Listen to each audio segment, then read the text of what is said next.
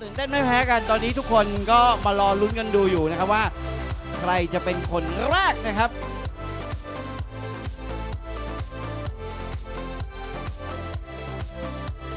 มาด้วยอ๋อฝั่งน้องเริ่มเบาบางแล้วเนาะมาโอเค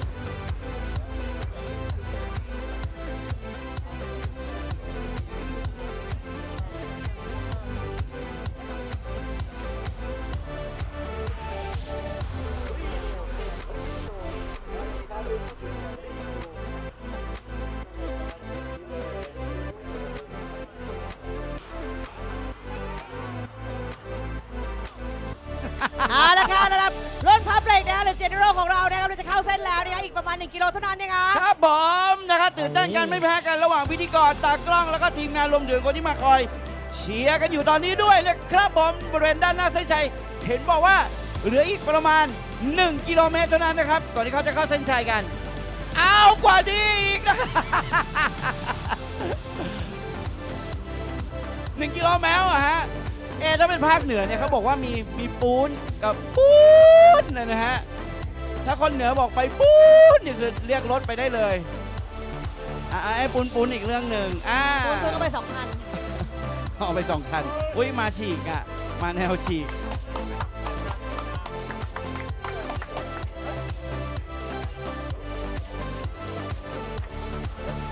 Guys, please walk outside. It is a finish line for the public runners. Please, athletes, you have to walk outside.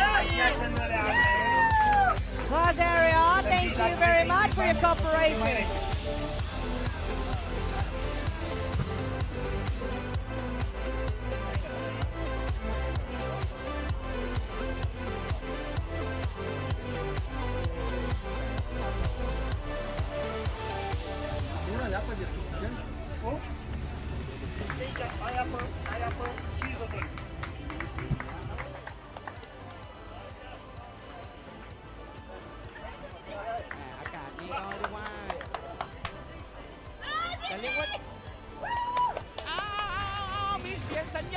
ตอนนี้เอาแล้วเห็นไหมล่ะครับ Yeah, as much work. มาแล้วนะครับตอนนี้เนี่ยวิ่งมาในช่วงไม่ถึง 100 เมตรสุดท้ายแล้วนะครับและนี่คือคนแรกนะครับในประเภท Public 40 กิโลเมตรนะครับเป็น Our first public runners are 40K 2, 2, 3, 4 ยินดีด้วย พี่ชายเตรียมวัฒนาถาวร นะฮะมาเรียบร้อยแล้วนะครับคนแรกของเราแล้วขอเสียงปรบมือดังๆอีกทีเลย โอ้โหสุดยอดจริงๆนะฮะมาแล้วนะฮะโอ้โหเรียกได้ว่าทิ้งจากคนข้างหลังนี่ตอนนี้นี่คือสามารถถ่ายรูปอย่างสบายๆได้ห่วงใหญ่ๆเลยนะครับตอนนี้เนี่ยโอ้โหไม่รอเลยนะครับฮะ ใช่นะคะต้องบอกว่าสุดยอดจริงเรายังไม่ได้เห็นคนที่2นะครับอ่ะมาคนแรกแล้วก็เรียกได้ว่าชื่นใจแล้วนะครับสำหรับในประเภท Public 40 กิโลเมตรนะครับในบรรยากาศงานของเราในวันนี้นะครับ Amazing Thailand World Mountain and Trail Running Championship ครับ 2021 Congratulations to 340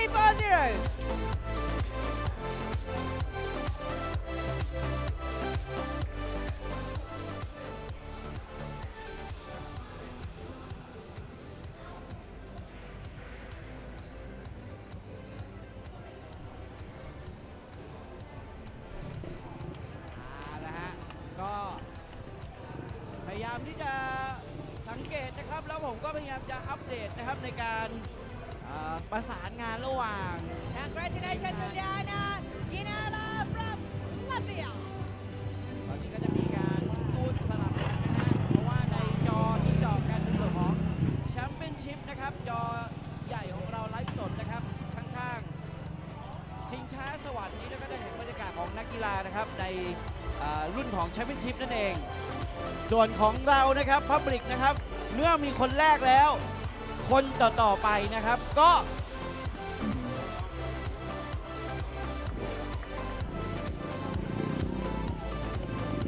นะครับก็มาเรื่อยๆครับตอนนี้ต้องเรียกว่าเมื่อกี้นี่โอ้โหรออยู่นะฮะฉันรอเธออยู่แต่ไม่รู้เธออยู่หนใดเธอจะมาเมื่อไหร่เธอมาแล้วนะครับแหมต้องเรียกว่าเป็นเขามาแล้วนะครับคนแรกเมื่อกี้นี้ตื่นเต้นกันเลยทีเดียวเชียวนะฮะเริ่มมีชีวิตชีวากันแล้วนะครับสำหรับในซุ้มนะครับต้อนรับนะครับประเภท Public 40 กิโลเมตรครับก็เป็นกำลังใจให้ด้วยนะครับเพราะว่าในช่วงเวลาครับตอนนี้บ่ายโมง15 นาทีนะแสงแดดนี่ก็เริ่มมีผลนะครับเข้ามาในเรื่องของการแข่งขัน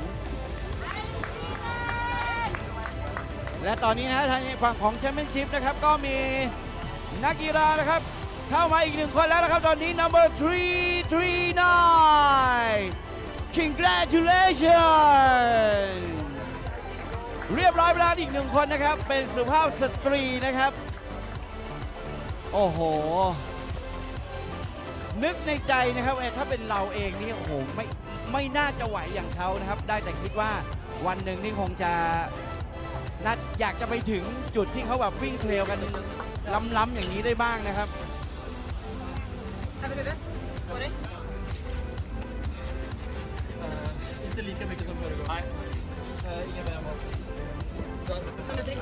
ชอบจังเลยกองเชียร์โอ้ยกองสันทนาการตึงสีสันเนาะเวลิกูดเยี่ยมไปเลยเมื่อคืนดึกไหม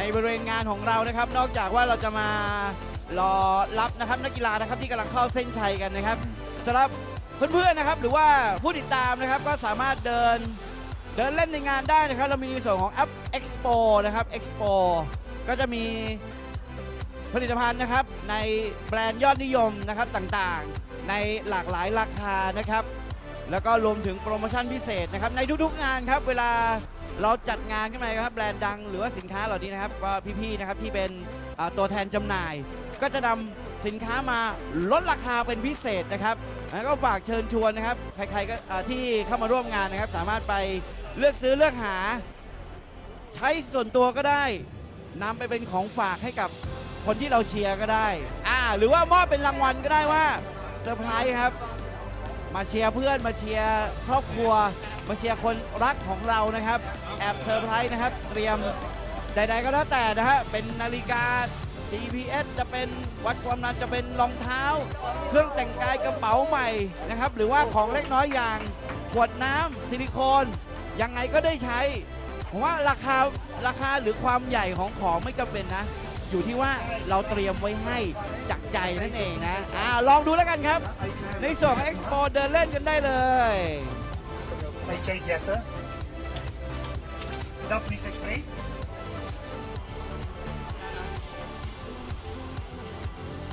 วันนี้นี่นะฮะก็อีกหนึ่งโซนที่น่าสนใจนะครับก็คือโซนของฟู้ดทรัคนั่นเองนะครับเมื่อวานนี้นะครับก็อิ่มอร่อยกันไปบางคนแบบไม่ทันบางคันรถบางร้านนะครับวันนี้ก็เปิดโอกาสอีกรอบหนึ่งแล้วกันเล็งร้านไหนไว้อย่าลืมไปแต่เนิ่นๆนะครับนักกีฬาที่ในส่วนของแชมเปี้ยนชิพนะครับเข้าเส้นเรียบร้อยก็อย่าลืมไปเล็งดูได้นะเมื่อวานนี้ได้ไปคุยกับบางร้านเขาบอกว่าวันนี้อาจจะมีเปลี่ยนเมนูด้วยเมื่อวานเนี่ยมีไก่ป๊อปมาอีกหนึ่งมาแล้วครับ number 3 for T congratulations นะครับเข้ามาด้วยคาถาโฟรเซนนะครับผม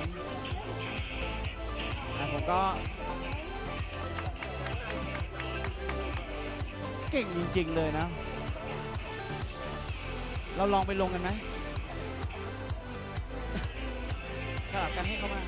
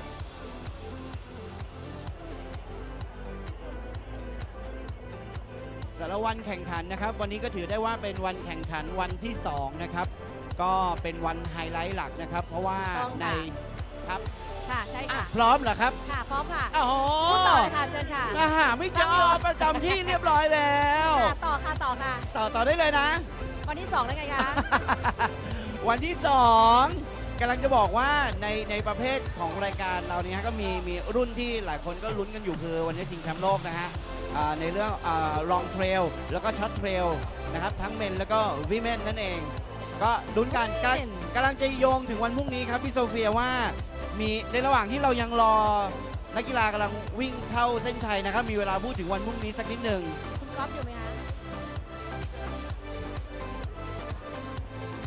เมื่อกี้เองครับเมื่อกี้เดินไปทางโน้นคุณแดนซี่อยู่ไหมคะคุณก๊อฟคะ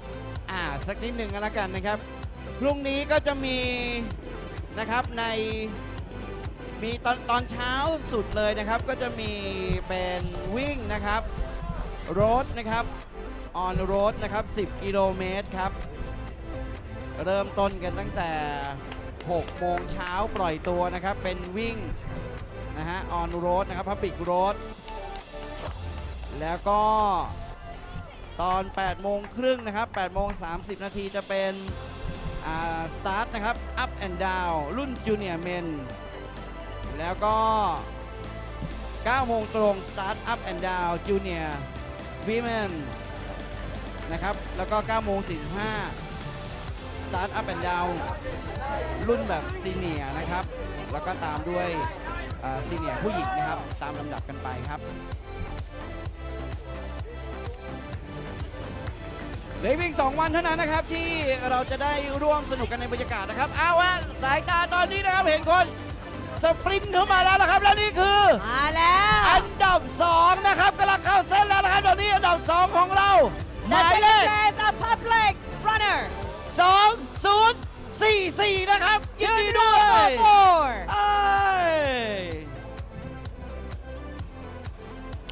ยินดีด้วยนะครับและอันดับ3ของเราก็เข้าเส้นเป็นที่เรียบร้อยแล้วนะครับหมายเลข2146นั่นเองครับ Third place 2146โอ้โหตอนนี้นี่เราได้1 2 3เรียบร้อยแล้วนะครับในประเภท Public Trail 40 กิโลเมตรนะครับขอแสดงความยินดีด้วยอีกครั้งหนึ่งจะบอกว่าแต่ละคนที่เข้ามาคือคุณหน้าคุณตากันดีนะคะ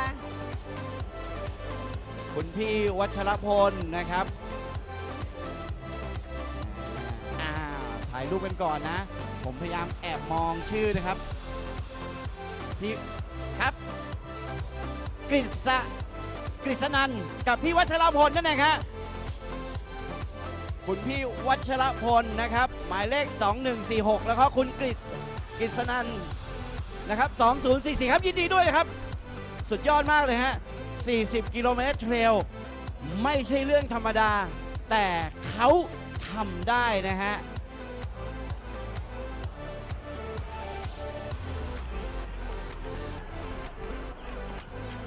ท็อป 3 ของเราเป็นที่เรียบร้อยแล้วนะครับตอนนี้หลังจากนี้นะครับเราก็จะมาดูแล้วกันนะครับว่าในประเภทผู้หญิงนะครับพับริก40 กิโลเมตรนะครับใครจะเป็นคนที่เข้าเส้นเป็นคนแรกนะครับแล้วก็รวมถึงใครที่มาเชียร์เพื่อนๆนะครับตอนนี้เชียร์ครอบครัวเชียร์คนรักนะครับที่มาร่วมลงในประเภท40 กิโลเมตรเทรลของเรานะครับรอลุ้นกันสำหรับนักกีฬานะครับก็เข้าเส้นมาก็จะได้เหรียญเป็นกุญแจเมืองเชียงใหม่นะฮะเป็นกุญแจเมืองนะมีน้ำดื่มให้นะครับมีแตงโมเย็นๆนะแล้วก็บัตรนะครับทานอาหารฟู้ดทรัคกันได้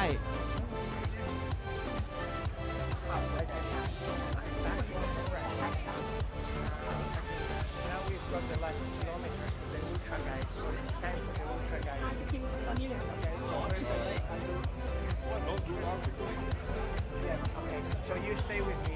Ready? Go. ทั้งหมดนี้ประมาณ But I want you.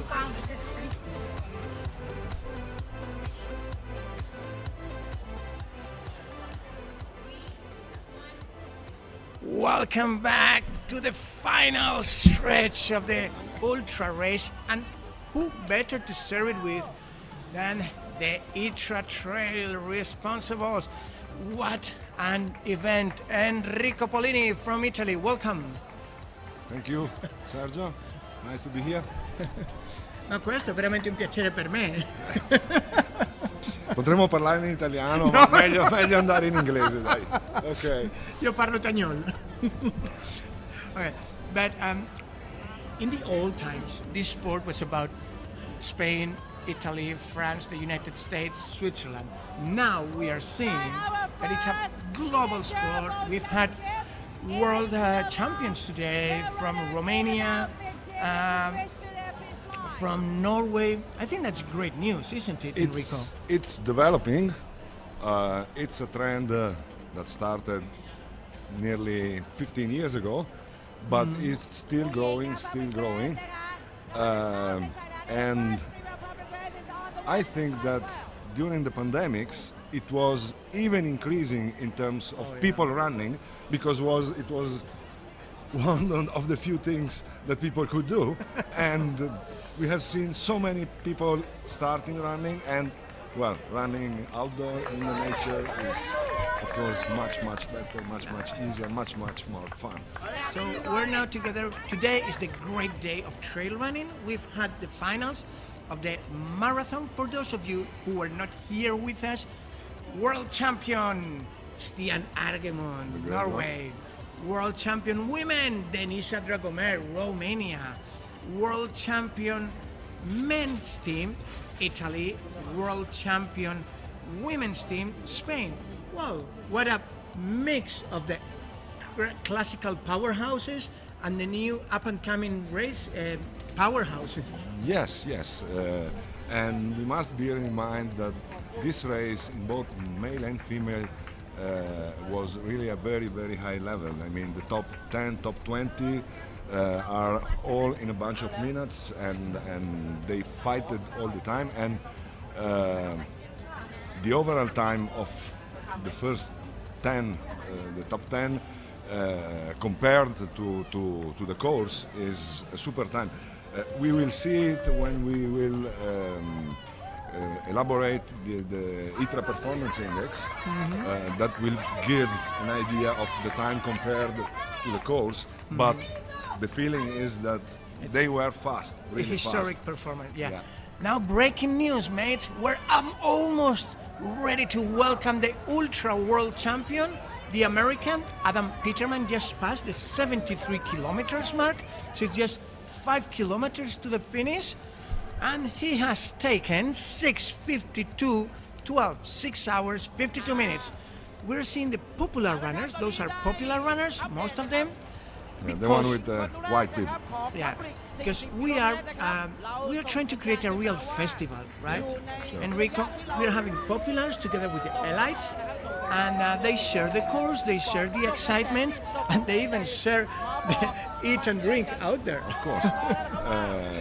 Yes, if you see also in other races, trail running is still one of those sports where you can be at the start line with the top men and women together on the same start line, and this is peculiar, and this is the great thing, one of the great things of trail running. Yeah. Okay. For those of you who know, well, does he have a clear lead, Adam Peterman? Well, so far, so good. We've seen 10 minutes and nobody has passed by, but the pursuers were Nicolas Martin from France, Andreas Reiterer from Italy, José Ángel Fernández, alias Canales, from Spain, Aritz Egea from Spain, Thibaut Garibier from France, Peter Frano from Slovakia, Paul Mathieu from France, Marco Ramos from Spain, and Eric Pluma from USA. So those are quite classic countries for the ultra. It seems like it's a bit more difficult to penetrate the ultra for new countries coming up. Ultra is ultra from, say, the 50 milers and beyond, becomes more a niche sport. I think also because both for competing at elite level but also at regular level, you need a lot of training. You need to be consistent for a long period of time, and yes, it is not just go out, take a jog and try to do the 20-30 Ks, and then races are very demanding, need a longer recovery time, so it's normal to see fewer people there.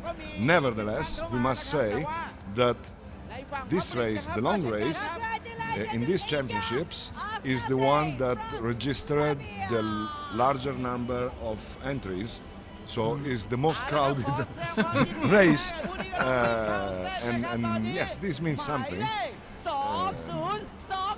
It's funny, we were discussing with the classic, the life legend from mountain running, Andrea Mayer, why somebody like her, who is 2 times Olympian, several times world champion, never got to be professional. She said the sport has changed a lot.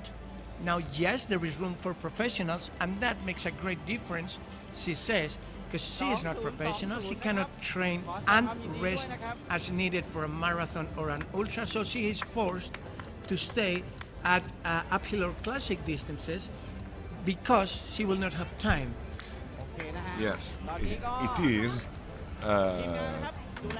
simply in terms of time demand. If you train for 10, 20, 30, maybe 40 Ks, you need to train X hours a week. If you train for ultras, you must double X, and X is feasible for a non-professional. Double X to be really at the top level, it's impossible for a person that has also his own job. And if any of you mates is one of those that does ultra trails and also Ironman and also has a family and a job, please tell me their secret recipe. Okay, breaking news also on the women. Just passed by the 66 kilometers, the leader, Blandine Lirondelle from France, 7 hours, 01:23. And that's the exit from the central aid station, and the follower, Ida Nilsson, isn't yet registered at the entry of the aid station. This means that if she goes in now, she will take a couple of minutes extra for assistance. This means that Blandine is far away in the lead. So Blandine was expected to win. She was the top favorite. She is a world champion. Absolutely. She has had a wonderful season. She was #1 favorite. Ida Nilsson, #2, was expected. Gemma Arenas, maybe not in the bronze, but was expected in top 5. Also a medalist in in Portugal, I think, for team. The team. The team. And in Peñagolosa, the team also. So Gemma is used to the podium. Oh, there we see. Oh. No, that's Yeah, we see different. that's the public race. Yeah, it's a bit That's the mass confusing. race. Now we're still waiting for Adam Peterman. He still has 5 kilometers to go. So those are the top women and the top men. And if we discuss how the teams are going, let's start with the men. You know, of course this is provisional. We have to check. That's But provisional, we know. it's quite automatic because it's the addition of top times. Yeah, it's unless there are changes during the course or disqualifications or things like this, this should be the real one. I mean, it's provisional, but it's the real one. So as of now, except if any surprise, so the world champion will probably be Adam Peterman from the States and Blandine Lirondelle from France. Do we agree? This is what the course is telling us, and well, unless during the last descent Blandine will fall or have any kind of injury, it seems that this is consolidated. Okay, now for the teams, women teams. France is in the lead, Blandine, Audrey Tanguy and Marion. Spain is runner-up, Gemma Azara and Marta Molist. Norway is third, Sylvia, Marie Clark and Sarah Rebecca. Norway is a big surprise.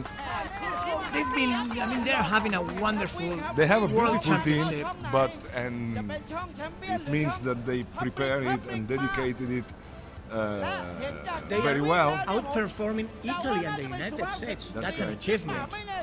And for the male team, yes, Unfortunately, in the female Italian team, there is one athlete missing, Martina Valmasoi. I know. She was first at TBS, so would have been for sure in the front of the runners, but she injured herself climbing and no way. Martina, sono desolato della tua ausencia. It's such a pity that a talented runner was not able to be here. Okay, I assume you must be at the finish line. Yeah, I must go Thank and you check. very much, Thank you. Enrico. A pleasure. Ciao, Sergio. Take a look. Okay, so we keep going with the rest of the teams. Let's see, because still, even if Adam and Blandin have built what seems like a consistent lead. At the moment, you never know until they cross the finish line. Still, the race is wide open for the podiums and wide open for the team category. We don't even have a clear dominant team in neither the men nor the women. We've seen that Italy and Spain took the team category at the marathon. We've seen now, let's see, we just went through the female teams for the ultra. Now we'll try to take a look at the professional standings. Remember, it's a 74k race with plus 4,800 officially. My personal records would rather suggest a 5,200, 400 meters more than the official registry, but as you know, it's never easy with this modern GPS. So basically the profile of the race was up and down and up and down and up and down, plenty of minor ups and downs, and that calls for different strategy that when you have one big up and down. So in the male team for the ultra, we've got France on the lead thanks to Nicolas Martin, Thibaut Garibier and Paul Mathieu. Then the United States of America, thanks to Adam Peterman, Eric Lipuma and Jeff Colt. Then comes Spain with José Ángel Fernández, Aritz Egea and Marco Ramos. Then it's Italy with Andreas Reiterer, Davide and Francesco Cucco. But everything is so close that I've got a privilege. Let's share the finish line with an experienced ultra runner. Welcome, Mr. Zach Miller. Am I a lucky man to share the finish line of the ultra with such an ultra runner as you? Oh, thank you. Well, you know, Zach Miller has plenty of fans in Spain, you know, because you have a very personal style of running. Oh. Like, if it's give it all you've got from the start to the finish. Yeah, pretty much.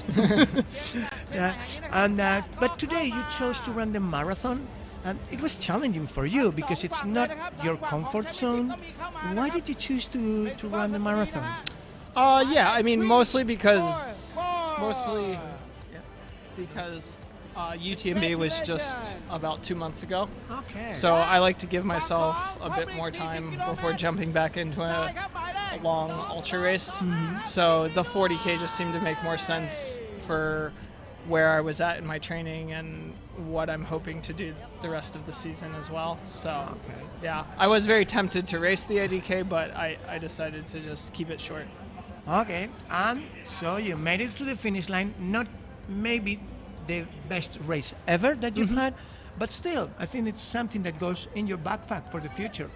Yeah, I think today was solid, not my best race, but again, like you said, this isn't exactly my comfort zone. I mean, I am good at a race of this distance, but I'm not, it's not really my sweet spot. If you ask me personally, I mean, we've seen each other, I've seen you race for a long time, I would say personally that your sweet spot is the 100K. I think the 100 miles for you with the nutrition complexities of it, I was there at by your scene at UTMB when you were fighting it out, and I would say hydration, nutrition, it gets so complex in those last 20, 30K. And you're a natural for the 100K. For whatever reason, we all have different, but you're so natural in the 100K. Yeah, I think like 80K to about 120K is kind of my sweet spot. I tend to race well up to about 14 hours, and then beyond that, it brings some new challenges for me. But yeah, around the 100K is sort of my sweet spot. For we were discussing with Enrico from ITRA the differences between so many countries being competitive in the marathon. Let's say it's a more common distance, and when it comes to the ultra, it's still the old powerhouses up there. It's the States, it's Spain, it's Italy, it's Switzerland, it's Great Britain. We do not see Romania, Norway, I mean as a team. So you can get 5, 6 great individuals. Looks like maybe Peterman is on his way in. That's what I think. Oh boy, congratulations. So tell us, how does it feel when you're there? Don't you feel like Superman coming on? Oh yeah. This right here is the greatest feeling in the world when you've been out there for many hours. I think he's a little over 7 hours now, and you're coming in for the win. It's just there's kind of nothing like it. So yeah, great day for Peterman. He's been crushing it all year, and he's really seems like a great guy. So it's good to I see. leave it up to you, man. It's your teammate. It's your sport. You know more than I do. So tell the world. Yeah, I mean, this guy is one to watch for sure. I mean, he's won pretty much everything he's done this year. Canyons 100K, Western States 100. I'm probably missing a bunch of things, but yeah, he just keeps winning. I mean, I think he paced Walmsley years ago when they were doing the project for the 100K world record, I believe. And did you hear now that? he's coming into his own. Did I hear Land of the Brave, Land of the Free? Really? Maybe. I think I heard it somehow. But it's exciting for me. I guess for you, it's like, your hair standing. It's always difficult, the team. Bravo! And here it comes. It's official now. World Ultra Champion Adam Peterman, 7:15. Bravo! Yeah, and I think that's a pretty impressive time today. I mean, in these conditions, it's like, it could be hotter, but it's pretty hot out there and humid, and the trails and the course are quite challenging. So that's quite a performance there. Yes, that's a good point out. We should insist once and again, it's a very challenging course because of the heat and the humidity, and it gets more challenging the longer you run. These guys have run in more heat than the marathon, more than the uphill, more than the classic. So the backpack, hydration, nutrition, the cramps, it's all things that factor in. Yeah, for sure. I mean, it really just kind of compounds out there in the heat. Like, the longer you go, it's like the tougher it gets. I was out there today running the 40K, and I was like, man, I think I'm glad I'm not running the 80K, because we were hovering at that line of like overheating and underfueling, and I was trying to, not mess it up. And for these guys to do it for 80K, it's like, yeah, that's a tough thing to do, and Peterman obviously did it well today. Winning Western States and winning this, shows that he's certainly all right in the heat. And he's really given a quality lift this year. Yeah, he's really crushing it. This guy he's the real deal out there. Like, watch for him, next year. Jim Walmsley, if you're watching this, maybe you're feeling that going back to the States, you've got a challenger now. Yeah, I imagine Jim and Peterman have rubbed shoulders, and, probably have a bit of a friendship or friendly relationship there. They're both just so strong. We were discussing before with Max King how it's very peculiar feeling of community, which is built inside the USA and the UK, trail runners, which is not that very strong. Oh, yeah, come here, the more merrier. Because we've got another huge runner. We're just seeing. Yeah. We have the win. Oh, okay. So, we have Francesco Pupi. Yeah, okay. Yeah, Francesco, if you want to go to the finish line, Zach and me will tell, but we expect you back in a short while. Okay? Go to it, because Andrea Reiterer is still. But Andrea is arriving in 5 minutes. So, he's a fellow Italian, so we'll let the silver medal from the marathon. Now, the podium's still wide open. Zach, take a look. They had 5 kilometers downhill, and it was Nicolas Martin is going for the silver, because he had an 8-minute gap versus Andreas. So it would be magic if Andreas can take 8 minutes in 5K. But Andreas for the bronze, and Jose Angel, there's 190 seconds. That's an open race. Yeah, that's definitely anybody's race there for third, but also certainly still a race for second. Those final kilometers are pretty tough in the heat. You know, even just in the 40K coming down, you start to get in the sun a bit more. I had some trouble with cramps. Maybe they may or may not be out of water at that point. I know I was out of water for the last few K. So yeah, I mean, anything could happen amongst those three. It's sort of anyone's game. Hey, what would you tell to those fans in the States which are watching now? You know, it's something to celebrate because it gets harder and harder and harder, you know, to be competitive in the World Trail Running Championships. Yeah, I mean, I think the main thing I see here is look how good Peterman looks. I mean, he just ran for a little over 7 hours and a lot of elevation in pretty warm and humid conditions, and he looks he looks pretty good. I mean, I imagine he's tired. Yes. But he looks quite good. Like, maybe he didn't go all the way to the well. And maybe he did. I don't know. But he certainly looks like he handled that well. I can tell you, of course, Zach was running. He couldn't follow the ultra from the beginning and tell you, Adam had a plan from the start. So the first third of the race, as usual in the ultras, he was giving. Then he pushed ahead. Only Nicolas Martin tried to follow him. But he was dropped back, I think, basically along the halfway mark, and ever since, you know, and Adam has been building up his lead. So to me, it's been quite dominating. I mean, I don't know how it played in his head, but I would guess it was all planned. Yeah, I mean, I imagine, I don't know Adam super well, but he seems like a smart guy. And, you know, he was able to figure out Western States on his first try. I mean, he raced Western States 100 for the first time this year and won it. A lot of people don't manage to do that. So, yeah, he certainly seems to be really good at executing. Yeah, and a great tactician, because it's hard to explain that, yes, you are gifted athletes. Of course you are. But to take on an ultra, it's half physical endurance and half mental resilience. Wouldn't you say so? Yeah, for sure. I mean, there can be some really tough mental moments out there. Sometimes the mental is probably actually harder than the physical. And some runners are privileged in terms that they have a school as thick as granite in terms of, I can do it. Yeah, you really have to kind of do that out there at times. I know even in my 40K race today, there were some moments out there where, you know, my brain kind of really wanted me to just sort of give up, and you know, I had to find a way to stay motivated and keep pushing.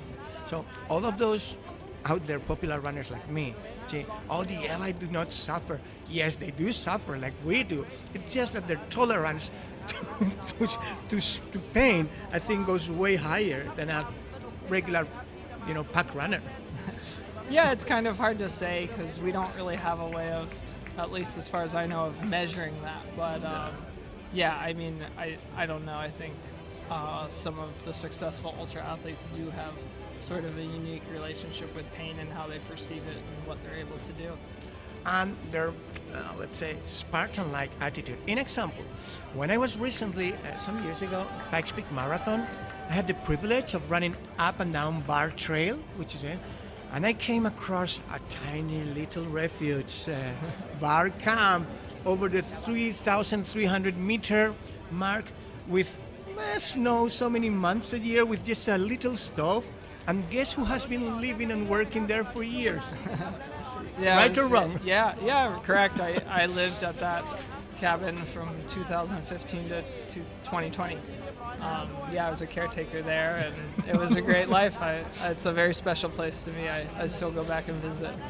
And I can still tell you a more surprising story. This crazy guy that was training for ultras while at the same time at a cruise ship. Yeah, and how he did it? He was just running laps all around the cruise ship. Have you ever heard this urban story? It sounds a little familiar. You did it, actually. It's true. Yeah, it was actually a lot of treadmill time and a lot of time running up and down stairwells, but yeah, also some laps on the cruise ship decks as well. So that shows you how different mindset I'm not saying better, worse, different mindset that you can take on many things which to a normal, let's say regular person, not normal, regular person would seem strange. But somebody once told me, okay, ultra trail, two definitions. Ultra trail is about normal people doing abnormal things. Would you agree? Yeah, I would say that's pretty accurate. Although sometimes I don't sometimes I feel like I'm a bit weird. Maybe I'm not quite normal. But yeah, I think for the most part, yeah, normal people doing abnormal things. I wonder what Homer Simpson will think of us. I don't know. I didn't watch much Simpsons growing up, so. So that's one of the sayings. The second saying from the States is ultra running is a wonderful sport. It's just a contest of eating and drinking with some beautiful landscape in between. Yeah, I mean, to some extent, yes. There's certainly a lot of running, but the running doesn't really work if you don't eat or drink. So, yeah, and that was a big challenge out there for the runners today. In that heat, it makes the eating and drinking even more difficult. But mostly the eating. The drinking is, a little more pleasant, but the eating gets tough. I don't know about you, but to me, if it's over 20-something, after the 40K, I can hardly eat anything else rather than watermelon or stuff like not real food. I just cannot take it in. I don't know if it happens to you. Yeah, it can certainly get challenging. I think when it's hot, a lot of liquid fuels tend to work a bit better because it can just be hard to get those solid foods in. For me today, I think all I fueled on today was just liquid drinks and gels. I did just a whole bunch of goo gels and a whole bunch of goo drink mix. So you just kind of sugar it out there. So a few electrolyte drinks as well. But yeah. So let me remind you, mates, we've got a world champion for ultra, Adam Peterman, and we're now waiting for the silver medal. The list of the runners to come, as they stand now, it's Nicolas Martin, Andreas Reiterer, José Ángel Fernández, Aritz Egea, Thibaut Garivière, Peter Frano, Paul Matthew, Marcos Ramos, Eric Lepuma. Those will make up the top 10 with Harry Jones, David Diegas, Raúl Octavio Butazzi, and Yuya Kawasaki, like the motorbikes, and Jeff Colt. Those make it up to the top 15. Any big surprises there to you, Zach?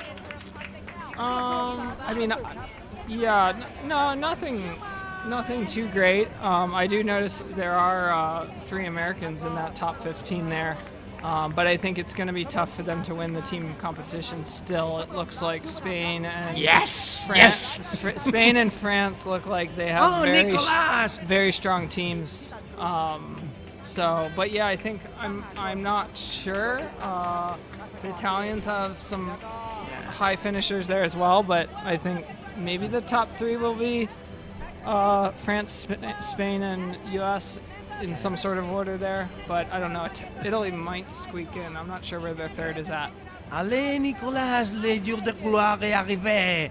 He's almost crossing the finish line. Remember, this guy has already been a world champion in this same category, the Ultra Trail of ITRA and IAU, and now he grabs the French flag. Those 3 colors. France, always a challenger, always a powerhouse in ultra running, be it at Chamonix, Réunion, Hard Rock, wherever. There's such a culture over there. And Nicolas is one of those runners which probably have a sweet spot for the 80K, very well suited, because Ludovic Pomeret, who was also registered, is more of a 100-miler. But I feel happy for Nicolas, because for many French runners, they dedicate their whole season to this moment, this specific moment. Silver medal, 7:28:43. Congratulations. Could you afford, as an American professional runner, to dedicate your whole season to a federation championship? I wouldn't say so. I mean, it sort of depends on relationship with the sponsors that you have and what they're interested in having you do. For me, yes, I believe so. I work with some great sponsors that are very supportive of me and give me a lot of free reign to race as I wish. Granted, they do have some preferences, but if I wanted to go after a world championship such as this, I think that would be okay. But yeah, sometimes for athletes, there's more interest in having them at other events around the world. There's a lot of great events, and so for some they choose this, and some they choose other races to focus on. But Nicholas Martin, I feel like he's at these events a lot, so he certainly seems to value them, and he does very well. He's a great competitor. Well, France has built a national federation structure where they may compensate the athletes, to prioritize one's effort. In Spain, in example, it's around 12,000 euro. If you are world champion, they've got an annual grant. In the old times in Italy, they had kind of a professional club, in the times of the Forestale, the Club de Forestale, and they were kind of professionals in the Marco de Gasperi. That has never been the case in the States or in Spain. However, in the States, you do have, lots of sponsors because the brands truly support. But it's not that easy outside the States. What is there special about the States that the brands truly believe in the runners and support the runners and share your stories? Because sometimes we know more about your story than about the story of Marcos Ramos, who is now fighting it out for the top 10 here in the World Championship. I think the brands in the States are invested in sponsoring athletes who are just very present in the world of ultra and trail running. So some of them might put a lot of focus on events that they sponsor, but I think they also just like their athletes to be present within the community of ultra running. So sometimes there's a preference for certain events like UTMB or Western States 100, things that are just very prestigious within that world of running.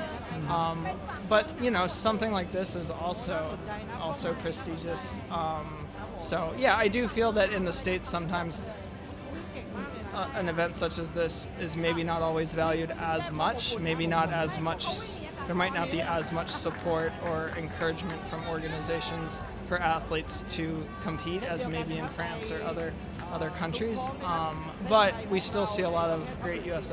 athletes doing these events, and I hope that continues over the years and grows, actually, that we see more and more top athletes from the U.S. coming to these World Championships, because I think they're really, really great. They're sort of like a family reunion of the sport, where we have these runners from all over the world, and it's really quite fun. I really enjoy this atmosphere that is here at these championships, and I would love to see this event get bigger and bigger and more competitive, because I think it is something special, and it's really cool.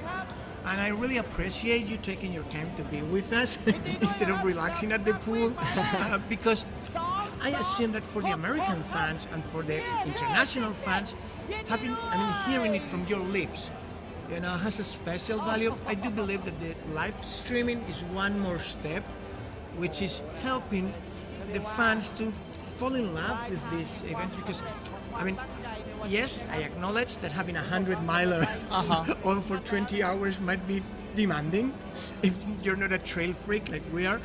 But these events, we've seen your race, which played out in 3 hours 30, more or less. Now we've seen the ultra, the longest, and it's 7 hours 15. So maybe people might get hooked up on this, choose their favorite moment, and maybe it will entice them, to also acknowledge that, hey, you've never beaten a Nepalese, you've never beaten the Africans, in example, in the uphill and the classic, and they say you're not really the best runner in the world if you haven't beaten all the Africans. Do you think that's true? I don't know. I think you just... Well, it depends on the event. Yeah, it depends on the... the best runner in the world can be from anywhere. It's just, it's not specific to a certain country. Yeah, but when the Africans are in, I mean, yesterday at the uphill, it was so impressive. Yeah, How they broke out and they just took off. Yeah. There was no way. And Yeah. gold and silver, clean sweep. Yeah, certainly in the men's race, the Kenya went 1-2. But then in the women's race, it was a different story. You had Allie McLaughlin from the U.S. Not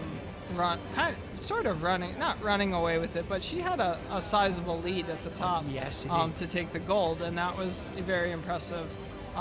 So yeah, you didn't see an East African sweep in the women's race, but you did certainly see it there for 1-2 in the men's race. And now we're waiting to see if it's Andreas from Italy who can do it. Remember, he had just 90 seconds lead over Jose Angel Fernandez, and it does seem so, because certainly this is not a red t-shirt. I'm desolate, man. Unless somebody comes flying around that corner there, I think he's going to get it. It looks like he's clear, but you never know. You never know. It was just 90 seconds, so if Jose Angel or Aritz, but now the gap is widening. There doesn't seem, we don't see any red t-shirt. There's some people back there, but I think they might be fans. No, they should be wearing red. Yeah, I don't see any red bibs back No there. red. So I think he's going Andreas to be looks okay. back. You got it, mate. Andreas has performed wonderfully lately at Lavaredo. He's been so Lavaredo is one of the races you've been to. Yes, I've been to Lavaredo. One of the most beautiful races on earth, if you ask me. Yeah, it's really quite spectacular. You know, it's a privilege of the Dolomites. They never finish. And Andreas Reiterer is just about to reap for Italy the bronze medal. Really, these guys, Andreas is similar to Adam. He had other challenges this year, but I think those three guys have had a great year. That's Francesco. That's Francesco celebrating. Yeah, Francesco Pupi is out there. He had a fantastic race today for Italy. Yes. Yeah, finishing, I believe, second. Silver medal Patagonia 2019, silver medal Thailand 2019. Yeah, he's having quite the end to his season, I think. I think he started a bit rough maybe, but he had a great race at Pikes Peak and now a great race here at World Championships. And bronze goes to Andreas Reiterer, 7:36.50. Congratulations, and we've got a male podium. Yeah, 1, Now- 2, 3. They're Yes. all in, all under 8 hours. So in those conditions, I'd say that's pretty impressive. I'm very happy for Andreas. Yeah. A tiny part of my heart is sad because of the 4th and 5th Spaniard. Yeah, not It quite was there in the the top same with the 3. women marathon. Life is unfair. Well, it's. I'm not sure if unfair is the right word, but. That's correct. But we can go with that if you'd like. So now we're waiting for Jose Angel Fernandez and Aritz Egea or Thibaut Garibier or Peter Frano or Eric Lepuma, because on these downhill kilometers, as Zach rightly mentioned, anything may happen, for good or bad. Yeah, it's pretty tight there for 5th through 8th. Say all of those guys, even probably 5th through 9th, or even I think Harry Jones is still pretty close there.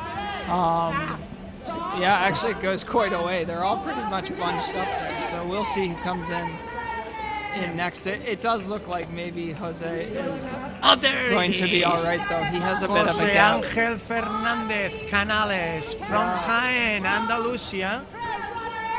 Now, that's like Alex Garcia Carrillo yesterday, a positive surprise, unexpected. Now here's an unexpected, great performance. It still happens, Yeah. you know? Oh yeah, that's what makes the sport fun, you know. Exactly. We don't, as much as we like to see our favorites win, it's always fun when Bravo, Canales, cojonuda new la or less carrera. expected shakes it up. Cojonudo. Creo que Jaén va a estar pegando botes hoy todo el día. Yo desde luego estoy orgullosísimo de la carrera que ha hecho Aritz. Ha corrido bien, ha corrido muy bien. pero como vimos con Nuria y con Sheila hace un momento, ¿sabes? Tú has dado la campanada, como vimos con Alex ayer. Lo bonito de este deporte es que nunca estás seguro. So here it comes, home stretch, and the guy is flying. He's got a cape like Superman. Yeah, he's running well there into the finish. So I can imagine he's very ready to be done though. And 7:39:18, 7:39:18 for the Spaniard who takes the chocolate medal. It's the bittersweet medal, isn't it? yeah, I suppose, but he looks like he's very happy with his performance. It looks like it means a lot to him there, and it's a great performance. Even if it's not top 3, it's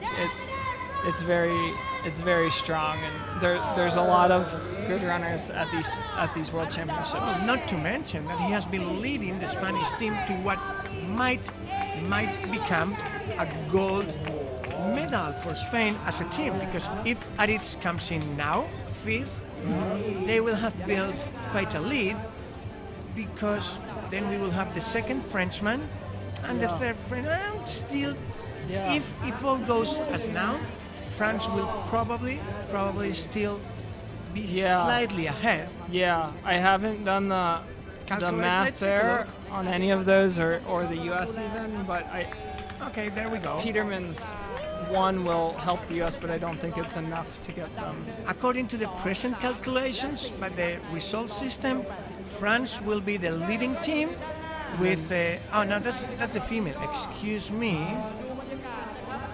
Imagine if the French get a double. That would be a very good day for France. Life is unfair, definitely. That Jose Angel is say yes. You're right, Zach. He's very happy. Yeah, he looks like he's pleased, and that's a great thing to see. And that's Paloma from the National Federation, the PR manager, who is keeping all the Spanish media informed on real time. Let's see. And he's telling them that their buddy Marcos, he was having a hard time going through a bump, and he doesn't know if he will be able to hold on, because every second counts. We've seen it in the marathon. Spain outperformed the USA from the top 5 due to 25 seconds on a total of 10 hours something. Can you believe that? Yeah, it was very close. I should have kicked a little sooner out there. Well, you should try, because you get. I mean, I remember your home stretch. Yeah. You were giving it your very best. Yeah. Speeding up. Yeah. But you never know. Yeah, the 30 seconds or so that I spent getting rid of cramps at the river may have cost us that 5th spot. No, don't go down that road. That's unfair to yourself. No, it's all right. It's all part of the game. Cramps, injuries, all of that. It's all part of racing. I may have not taken that extra flash. That would have saved me 15 seconds if I hadn't taken that wrong turn. Yeah. So, calculations for the teams. Yes, you're right. The United States of America is now ahead according to the system. And it's scored based on time, correct?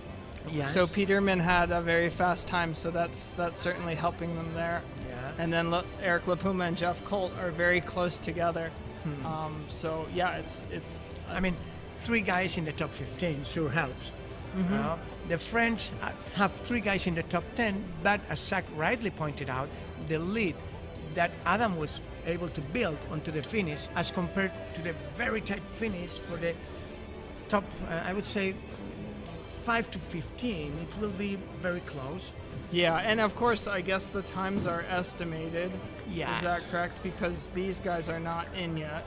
Although Peterman, I guess that's actually 6:52. Is that correct for his finishing time? We're seeing times as of the kilometer 73. Oh, okay. So this scoring is at. Okay, so yes, I was going to say I thought he was over 7 hours, but okay. So they're scoring off of 73K. As of the 73K, it was a 5-minute lead by the United States of America over France, which had a 20-minute lead over Spain, and Spain had. No, that was a different calculation. So we only had data for those 3 teams. On there we go. Oh, bravo, Adam Peterman, world champion. And Peterman makes for a good podium here because he's so tall. You don't even need the box. That's a natural picture. Yeah. But, you have the different constitution, but I think we're going more and more to this kind of tall, lanky, light runners. Don't you feel like Jim Walmsley, Hayden Hawks? Well, Hayden is not that tall. Yeah. But I think, and then they're going for the flower ceremony. Now you explain what the flower ceremony is all about, because they don't give medals. Yeah, I mean, I think this is just sort of where you soak it up and enjoy. You know, you stand up on that podium and for us enjoy the media, moment. we love it to have an immediate picture, because the medal ceremony will come in the afternoon. Yeah, they'll do that later, but they'll recognize these guys here for a brief moment, just as they've come in. So. Yeah. So the New York Post, the Washington Times, USA Today will not publish today until they've got this picture, right? Not quite. Yeah, not quite. I don't Not think yet, not yet. we haven't quite reached that status of. We haven't quite reached that level in our sport, but who knows? Maybe someday. Maybe you will witness it. Why not? Maybe. Maybe. Who knows? It will be the likes of Scott Jurek, Zach Miller, Jim Walmsley, Hayden Cox, all of your generation building up on the shoulders of the giants before you. Because this is an incremental thing. Yeah, the sport has certainly been growing over the years, and it's a good thing to see. So, it'll be exciting to see where it goes in the future. And with Adam Peterman being world champion, we trust you, American journalists. I know that Brian Meltzer from outside was connected and was very closely following it all, as Nancy Hobson Richard Ball from Trail Runner. So it's good, right? Even though the time is not the best, the timing. But this is Thailand, and we don't want to change, so you're running under farther heat. Yeah. Well, I think actually these races were going off at 7:30 and 8:30 p.m. On the East Coast in the United States. So that's actually not so bad. Although if Peterman's family wants to stay up to see him finish, it might get a little late. Although he's from Montana, so he's another couple of hours behind, so might not be too bad. Well, my favorite time zone in the States, Colorado. The mountain time, it is certainly a good one. I mean, to me, it's a special place in the world. I know that there are some other hot spots for trail running in the States. Of course, Seattle, Oregon, Portland. But I think there's something special. I am in love with Leadville, and then you've got Buena Vista, you've got Salida, you've got so many places. Yeah, I think a large portion of the U.S. team came from Colorado this year. I think most of our athletes were from Colorado, but we also had some good representation from the Northeast as well. And then Peterman is obviously from Montana. So remember, we were saying that he felt good, but he doesn't feel that good now. He's limping. I'm watching him. Oh. Bravo, Aritz! Bravo, Sorionak! Congratulations to our Basque runner from Euskadi, the Basque country, Aritz Egea, who is going to round up the top 5 and score a big hit for Spain. Aritz, remember, he's a local hero at Segama, following on the steps of his teacher, his master, his guru, Joaquin Liciaga. Joaquin, we miss you, and what a moment for him. Bravo, Aritz, taking on the home stretch. He had a great season already, but now I think this is the icing on the cake, right? Because this is a different time of the year than for the common season. Yeah, it's always nice if you can end your season on a high note, so it's good to see him coming in here so high up in the field. Imagine he's ready to be done, but it looks like he's pretty happy there. Yes, he is. Au pares, dale garrote, bravo, and there he comes, 7:48.40. It's the time for Aritz Echea Cáceres. He started out as a triathlon expert. He still loves to get on the bike from time to time. And one more guy who is very hot. Yeah, I know when I finished, I probably dumped about 30 bottles on myself. I was quite warm and ready to cool down. That was a close race, eh? Yeah. That's why he was so hot. He was probably looking back and saying, "No way, man! No way! You're taking the top 5 away from me. I'm a Basque. No way." Yeah, but this is a good finish here for France. He's gonna nail it, I think. That's Thibaut Garibier. Congratulations, Thibaut. He's nailing the 6th position for France, and this means it's 2-2 between Spain and France.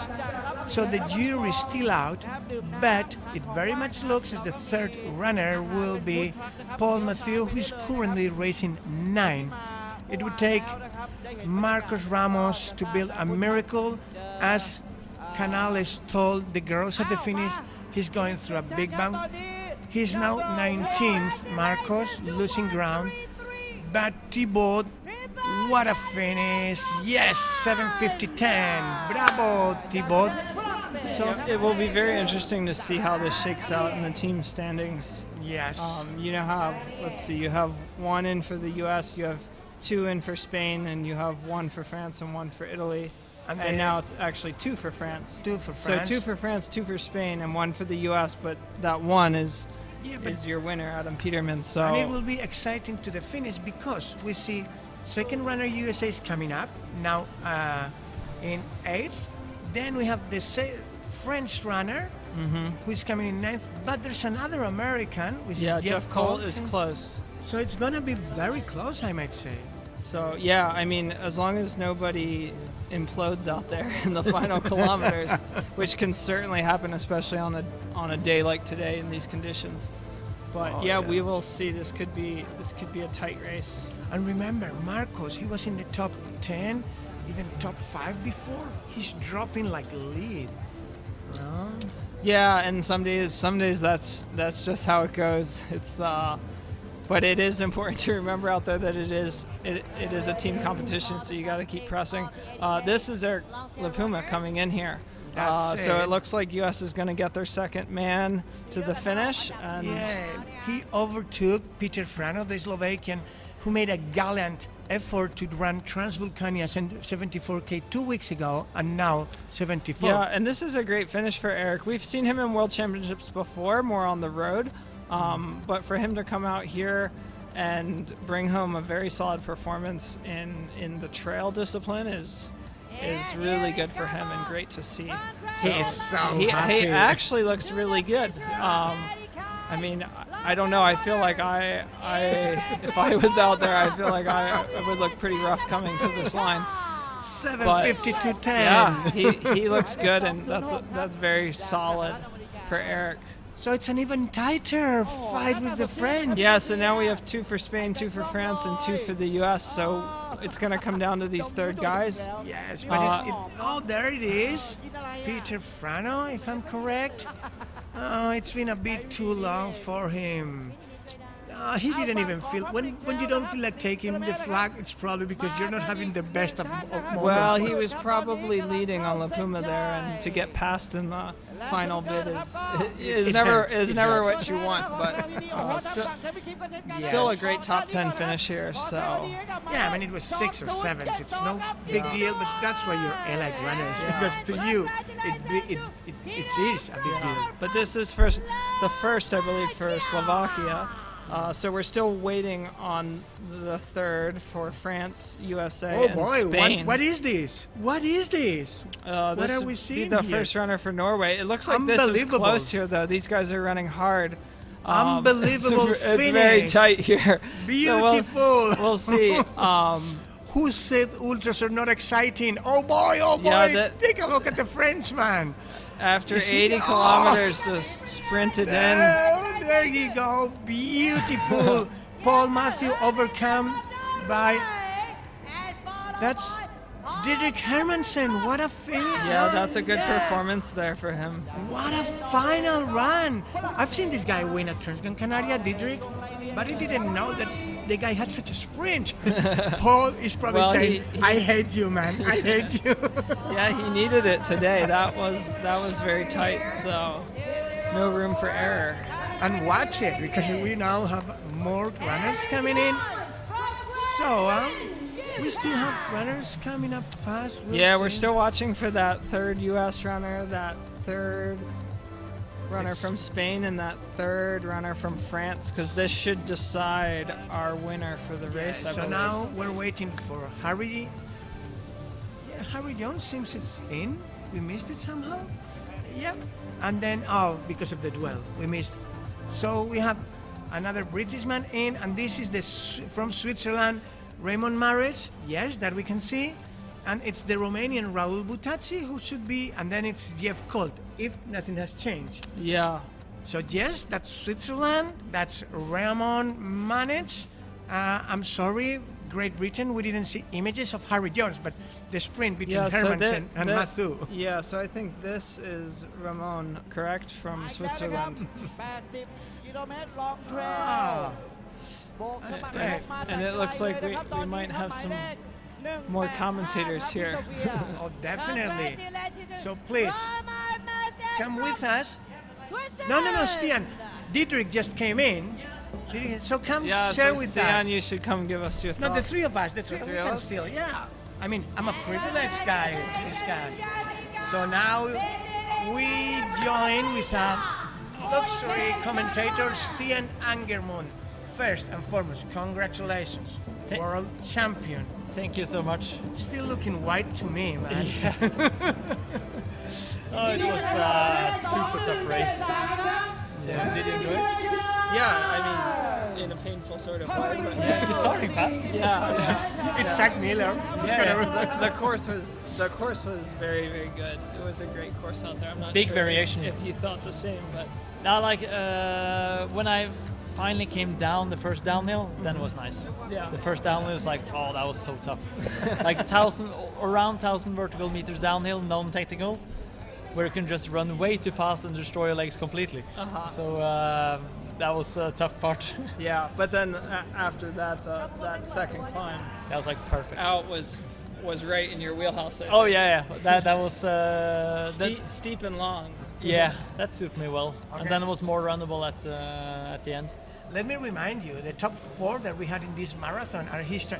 Yeah, say hi to the Yeah. fans. It's Hello. Stian, Zach. Am I a lucky man? Am I not? I want to get my picture taken. The fan photo. We might have this in this Yeah. team race. I'm not sure if that's Jeff Just a Colt second. coming in. The top 4 in the marathon were Stian Angermund, Francesco Puppi, Jonathan Albon, Max King.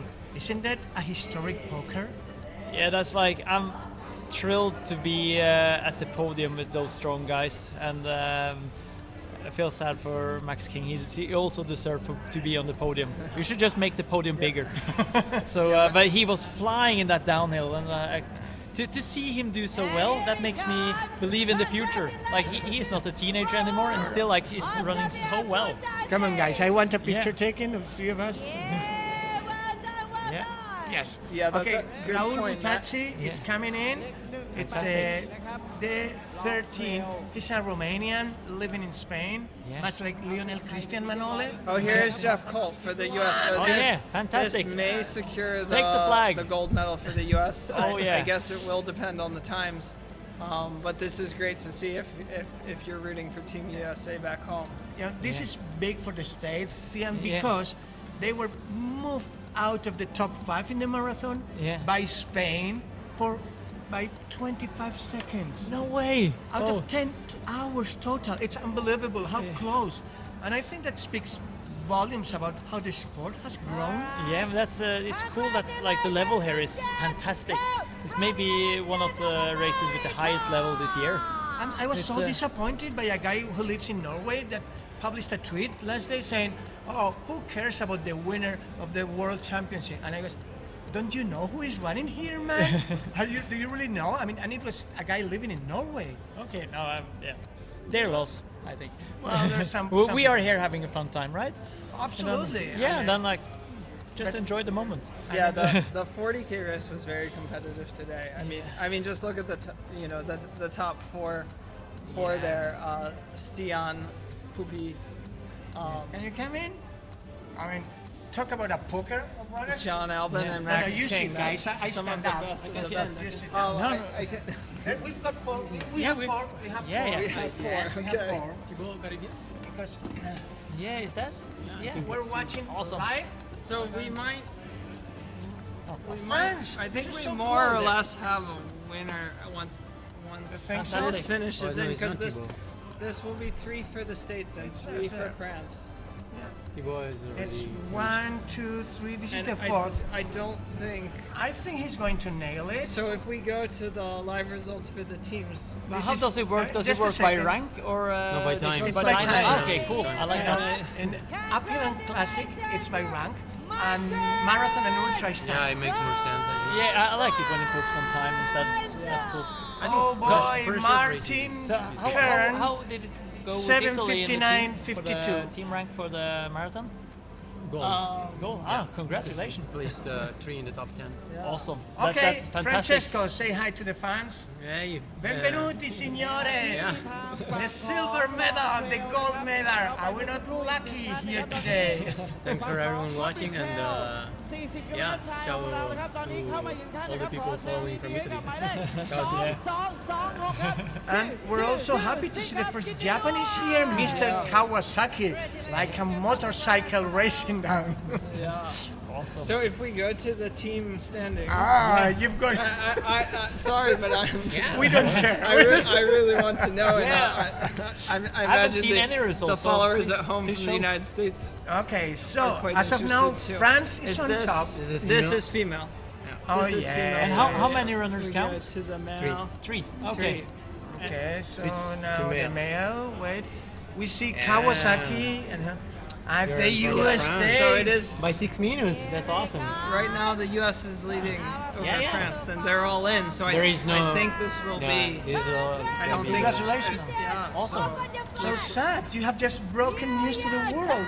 The United States is provisionally the world champion. Yeah. The team of Adam Peterman, Eric Lukuma, Jeff Cole, and Adam Mary will take home the gold medal for the United States. So that's a great day for the United States here at the World Breaking Championship. news.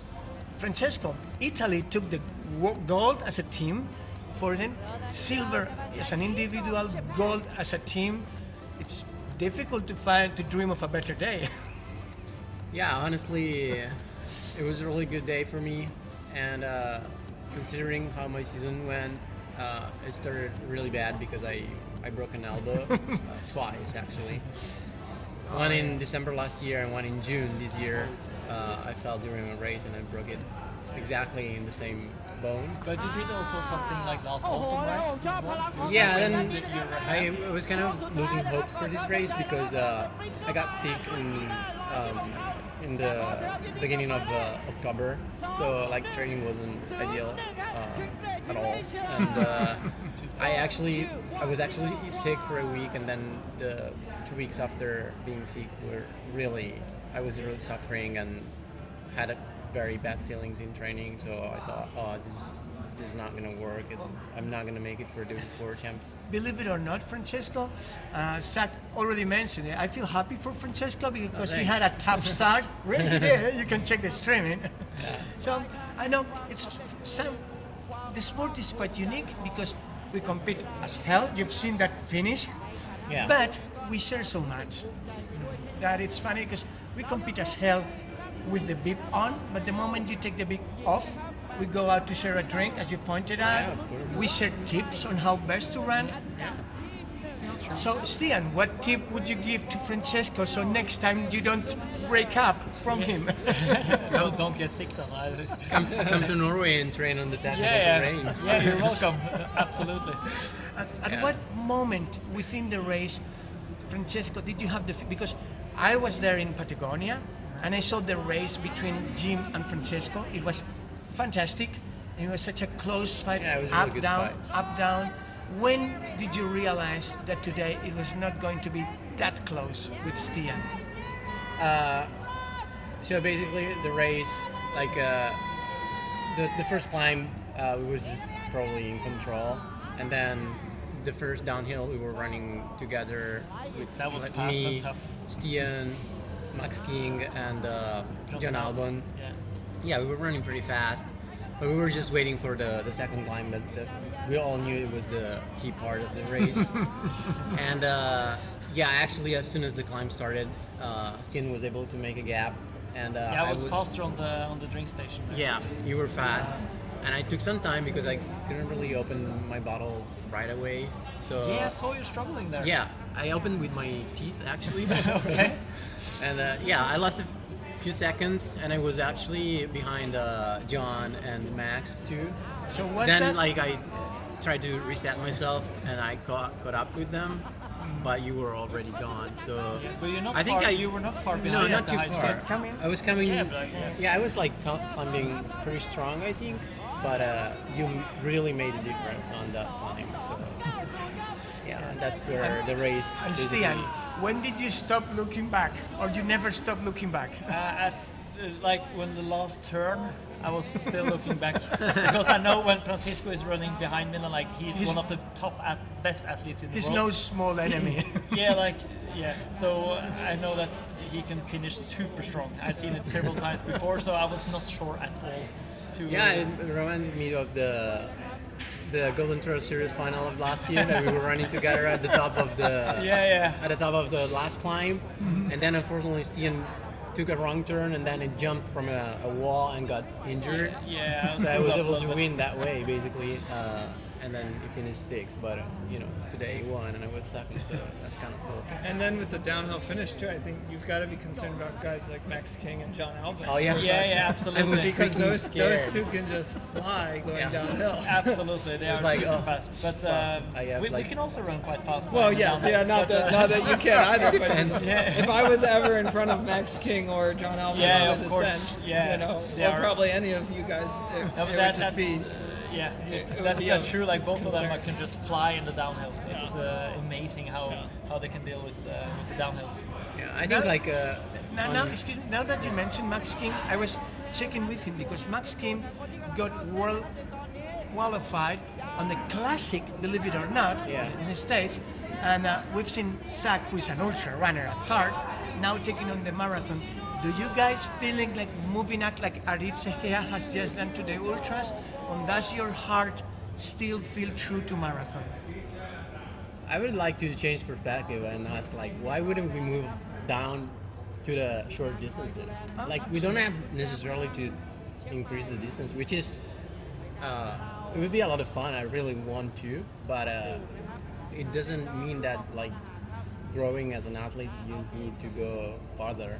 That's true. I It's think- changing. So yeah, I've tried both World Championship in the short distances and the long distance, and I'm actually looking forward to move up to the ultra races because there is so many good ones. But I want to also try to kind of change the perspective here. Like it's not necessarily where you should end your career as an athlete. Stian, how do you feel? No. Will we see you doing 100K or something? Yeah, He's already tried. That's why I'm asking. yeah, I didn't finish, so no, I will. Play your cards. Yeah. No, but I think it's fun to try new stuff, do some variation. Yeah. I think, of course, I will try 100K, maybe 100 miler in the future. But I also think I will continue to run vertical kilometer, do sky running, and run mountain marathons. I will Yeah. do it all because it's fun. You should tell him about coming joining some of the World Cup races Yeah. and try to fight it out with the Africans. Yeah, there You know, is. Francesco has done it, and it's Really. quite a new challenge to fight them. Really Yeah. good races, yeah. Like the uphill race, or Both up and Yeah. down, uphill. Okay, You know, like Canfranc, it's a 16K plus 1600 and down.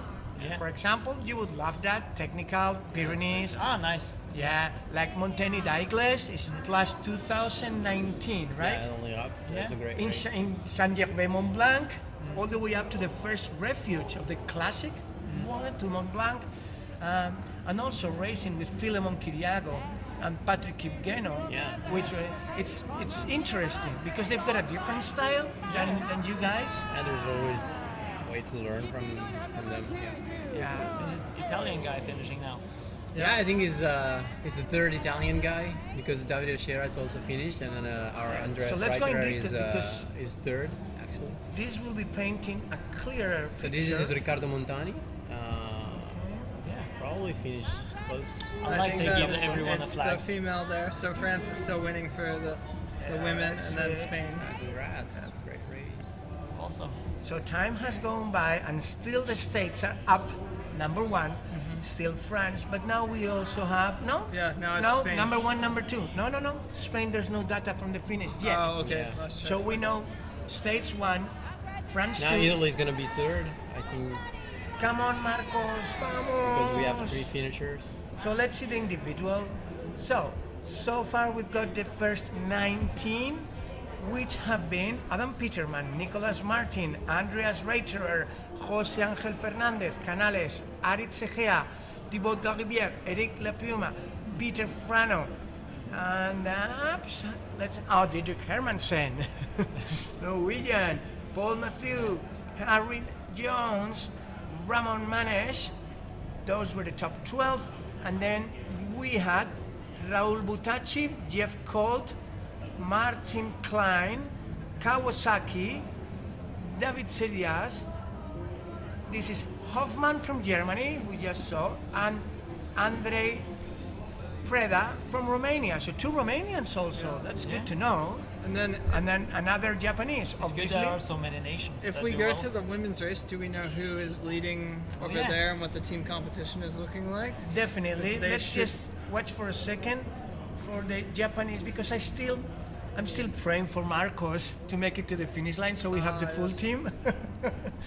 But no, Marcos, he's not going to be able to make it to No, the it top looks like 20. maybe that is your Japanese runner there. So That's it. So this Japanese 8:10:60, I would say 8:11 maybe.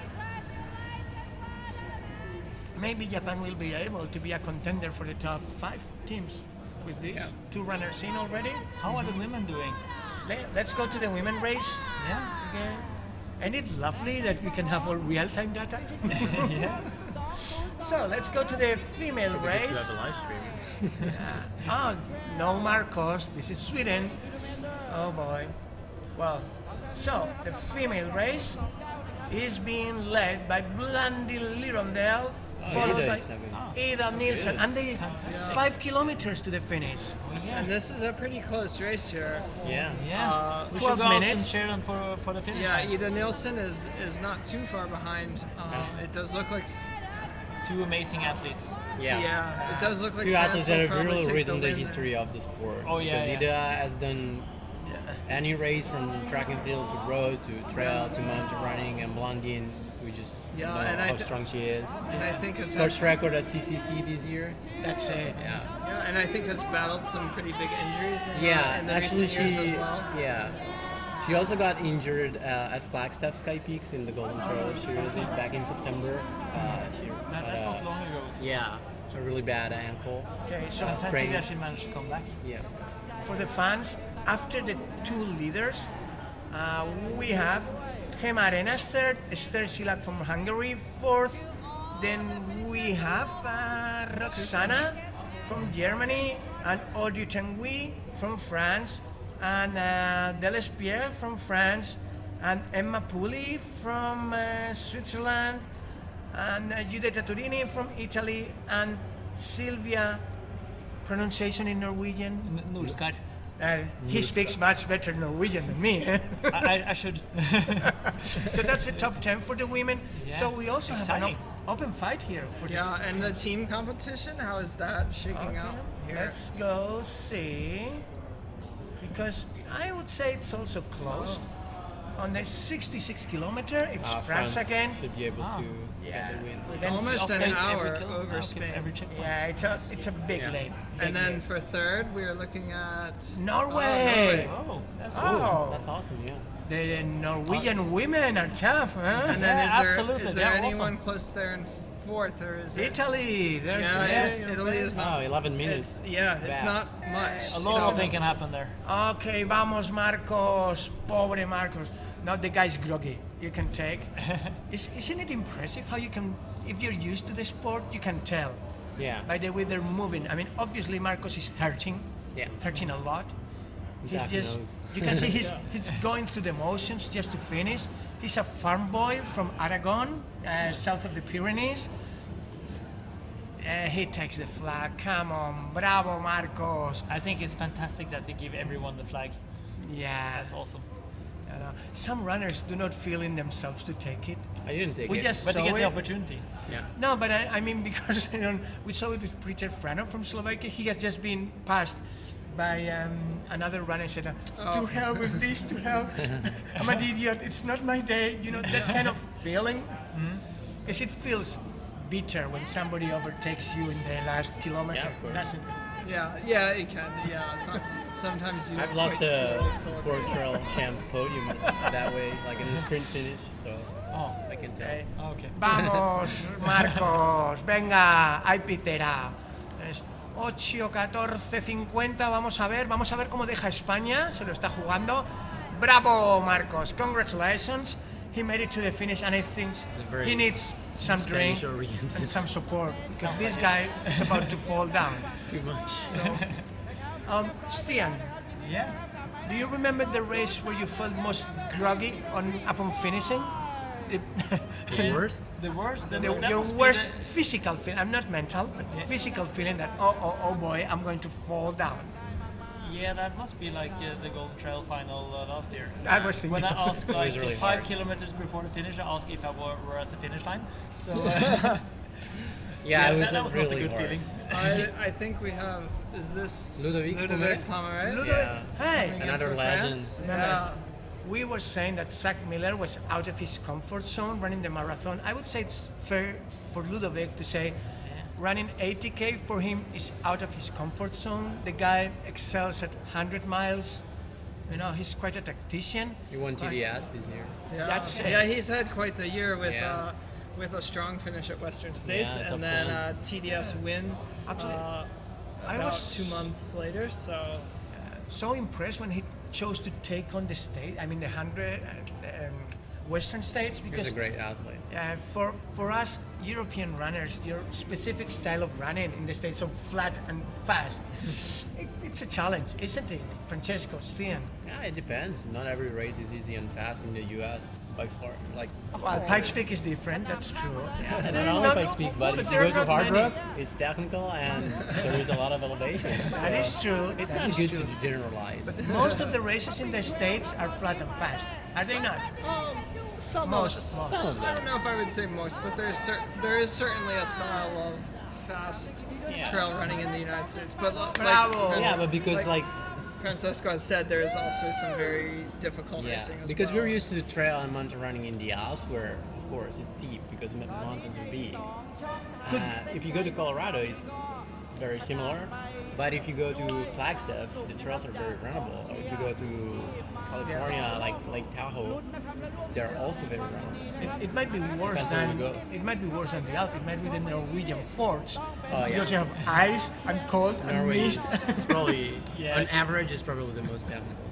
Yeah, maybe it is. Yeah, we have some very technical races. Yeah, and also Plus the very weather bad weather conditions. doesn't That's help. it. Yeah. Perfect weather conditions. I mean, if you make it in Norway, you can make it anywhere. Yeah, like it's not overheating there, so it's. Yeah, and then like Norwegian must have something because Jakob Ingebrigtsen, the Ironman world champion, yeah. Stian, it's just unbelievable. Such a relatively small country. They have so many Yeah, we have good all the athletes. athletes. Yeah. So now we have more runners down, so we will let our friend Zach sync up the team standings for the men and then the women. Oh yes, so we would have for the men's podium, we have Team USA in first, followed by France, and then Italy, or no, sorry, France and then Spain, and Yes. then Italy has finished fourth, so just off the podium, but still a good day for Italy. Yeah, and Spain makes it to another bronze medal. But basically, it's been a wonderful day for Italy, I would say, hasn't it? Yeah, I'm really happy for those guys. They've grown a lot. If I think about Andreas Reiterer, the improvement that he's made over the past 3 years, the last World Tour of Champs in Portugal, it was like probably not even the top 40. This year he's placed third in CCC and third again in this long race. So yeah, he's a really solid athlete. Someone that wasn't afraid to like push outside his comfort zone and also come to the shorter races where he gets beat sometimes, but that's what makes the improvement, I think. Well, while you guys were running the marathon, we had an internal contest here between the president of WMRA, Thomas Sarf, and myself on most improved nation over the last 5 years. My bet was Romania, and Thomas' bet was Scandinavia as a concept. And I think you could argue both. So, Zach, what's your perception? Of the most improved nation? Yeah, or maybe you have another third contender. Yeah, I don't know. I feel like I'm not very well versed in. Okay, we'll pass the ball to. There is a lot of countries that are investing in trail running, and a lot of athletes coming from different places that want to run fast and train professionally. So that's great because it brings more excitement, more level to the sport. It's hard to say which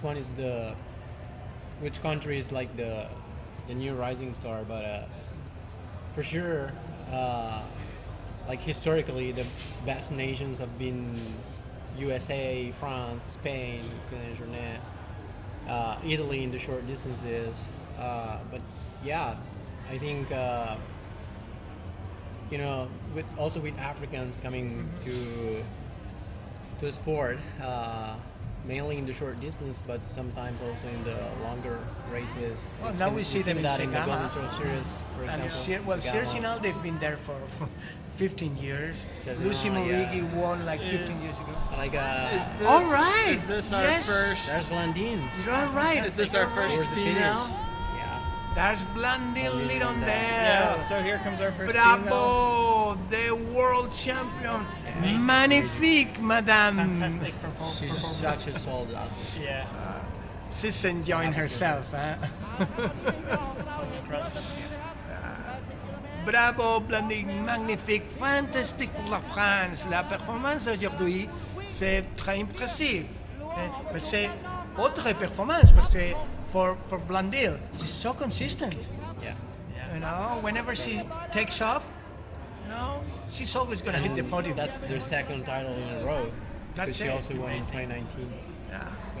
So So back to distance, back, or that was that is short impressive. And distance? if we look Short at the distance, yeah. women's team, Just a second, let's see the women themselves because yes. let's take a look at how the other women are doing. This is just having a blast.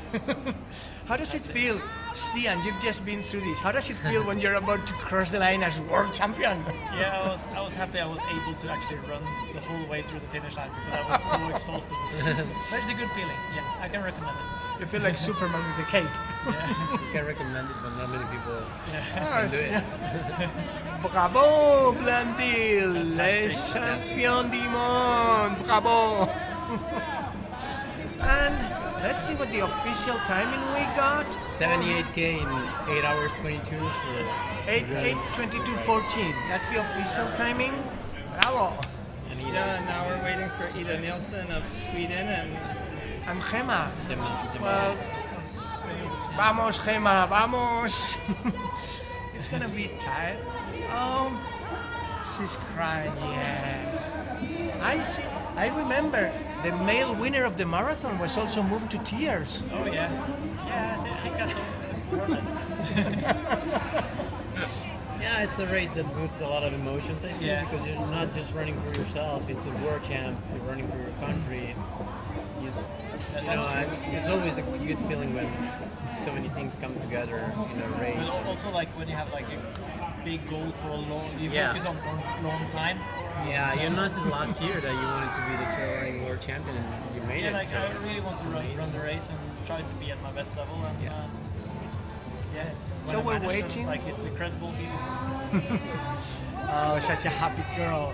I'm happy for her. You know, Yeah, it's amazing. she's not very media prone, but when she runs, she runs. You know, it's like Ludovic. She's not a media darling. I think you say a media darling. You say. Maybe a media star. I'm not sure. Just But she's big name. she's such a talented athlete. And she's also one of those that chose to run with a waist belt. First, I was talking to Max King, he went for the waist belt. You guys, you too, Stian? Belt? I was I think saying with the heat is better because Yeah, you tend to sweat a lot with the Exactly. backpack. So that was my. Do you I want, always you run want with the belt. all the heat going out? What an image! Oh, well, piacere, signore. Thank you Thanks for very having me. much. I want to just go outside and greet Radine. Yeah, of course. Yeah, Thanks for having us. I think I will exit as well. Okay. I need to find some food. Yeah, it's been great having you guys. Nice to meet you. And I mean, you've made me so happy as a fan. Thank you. See you guys. Congratulations. All right, thank you. All right. Now I can tell my grandchildren. Once upon a time, grandfather sat down with 3 of the best runners in the world. And now we're going to have a very different perspective. We have just witnessed the world champion for ultra Blandin Lirondale, and she has just finished the 74K 4800 profile, which has been marked by the man right now sitting next to me, Carlos Garcia Prieto. Carlos also ran. Welcome, Carlos. Hello, hello, hello. I'm very, very happy to be here. Well, it seems nobody got lost, so that's a testament to your, marking skills, is it not? Well, actually, the marking was in charge with a local team that has done an excellent job, and my work as a part of the ITRA was to check the whole marking and be sure that it was consistent with the ITRA standard, and I have to say that they have done excellent work. So. We welcome runner number 25, Arthur Guyos Bouillon de la France, another 8:26.06. Wow, France has placed almost all the runners up there. Quite impressive, Carlos. Yep. Yeah. No, I was up there in the center water station, looking at the runners, and I was impressed of the speed they were using after 40K. They were running like me in 100 race. So it's absolutely incredible. Come on, we're waiting for Ida Nilsson any minute. Let's see. We have Blandin Lirondale, who won in 8:22. It's been now 4 minutes. So I hope we don't have much to wait for Ida. And then we have Gema Arenas. Well, sorry, mates, but both Carlos and me come from the same country. So let us please cheer for Gema to make a bronze, right? Absolutely. Vamos, Gema, vamos. No, I was saying that. No, that's still men over there, but Ida may That's, appear Portugal. anytime. That's a Portuguese. Os nossos irmãos portugueses correm muito, muito. So, what would you explain about the course today? Because it's not only the numbers that explain a course. There's many other factors. It's the foliage, it's the terrain, it's the heat, the humidity. Yeah, it's amazing because in my career I've been working in many different countries, and it's incredible how the landscape, you look at the perspective and it's like trees, but it's completely different because this is like a rainforest, and you can see the difference. Let's see what number is coming. Number is too far away. I can't read it. But the rainforest is absolutely amazing. You have different kind of trees in the upper side, in the top side of the course. We got a lot of coffee plantation, and that gave us a completely different perspective of everything, and an excellent coffee to taste meanwhile we are waiting for the runners. So, and in the lower side we have a lot of different plants like lychees and oranges and lemons and bananas and everything. So it was incredible. And the amount of liquids consumed by the runners, it was impressive. The dehydration, people, Zach Miller just told us I was pouring liters over myself and I couldn't cool down. I was impressed because up there in the main water station, I saw some of the runners. They were, when I was coming here to Thailand, I was looking at the weather, and we got like about between 90 and 90% of humidity in the air, and well, actually this guy that is coming in right now is the one that I was going to talk about, because he was completely wet in kilometer 8. Really? That was the first time I saw him in the water station, and he was like well, it's a Canadian, if I'm correct. Let me see. Yes, it should be Jean-Philippe Thibodeau. 114. We saw a Portuguese, so I think, who thought of running in black in Thailand? Well, congrats, Jean-Philippe, c'est fantastique. La course de Jean-Philippe, c'est la... c'est difficile, eh? We have to see what part of Canada is, because if it's the west side, they speak English. All right. Now Hong Kong. We have a runner from Hong Kong coming in. It's great to see, the Chinese runners coming back, after the tragedy at the Stone Forest 2 years ago, where many of the most talented runners from China were, I don't know how to explain it. They were wiped out by the storm. Yeah. There were so many things that could be considered. It should never have happened. But now we celebrate Hong Kong with Ho Chung-won, who is going to be 31st at 8:30:58. Congratulations. Absolutely. That is a great race. Sometimes we don't realize that marking a course means taking into account that you always have radio contact, you have GPS contact. That's one of the reasons of the disaster at the Yellow River Stone Forest.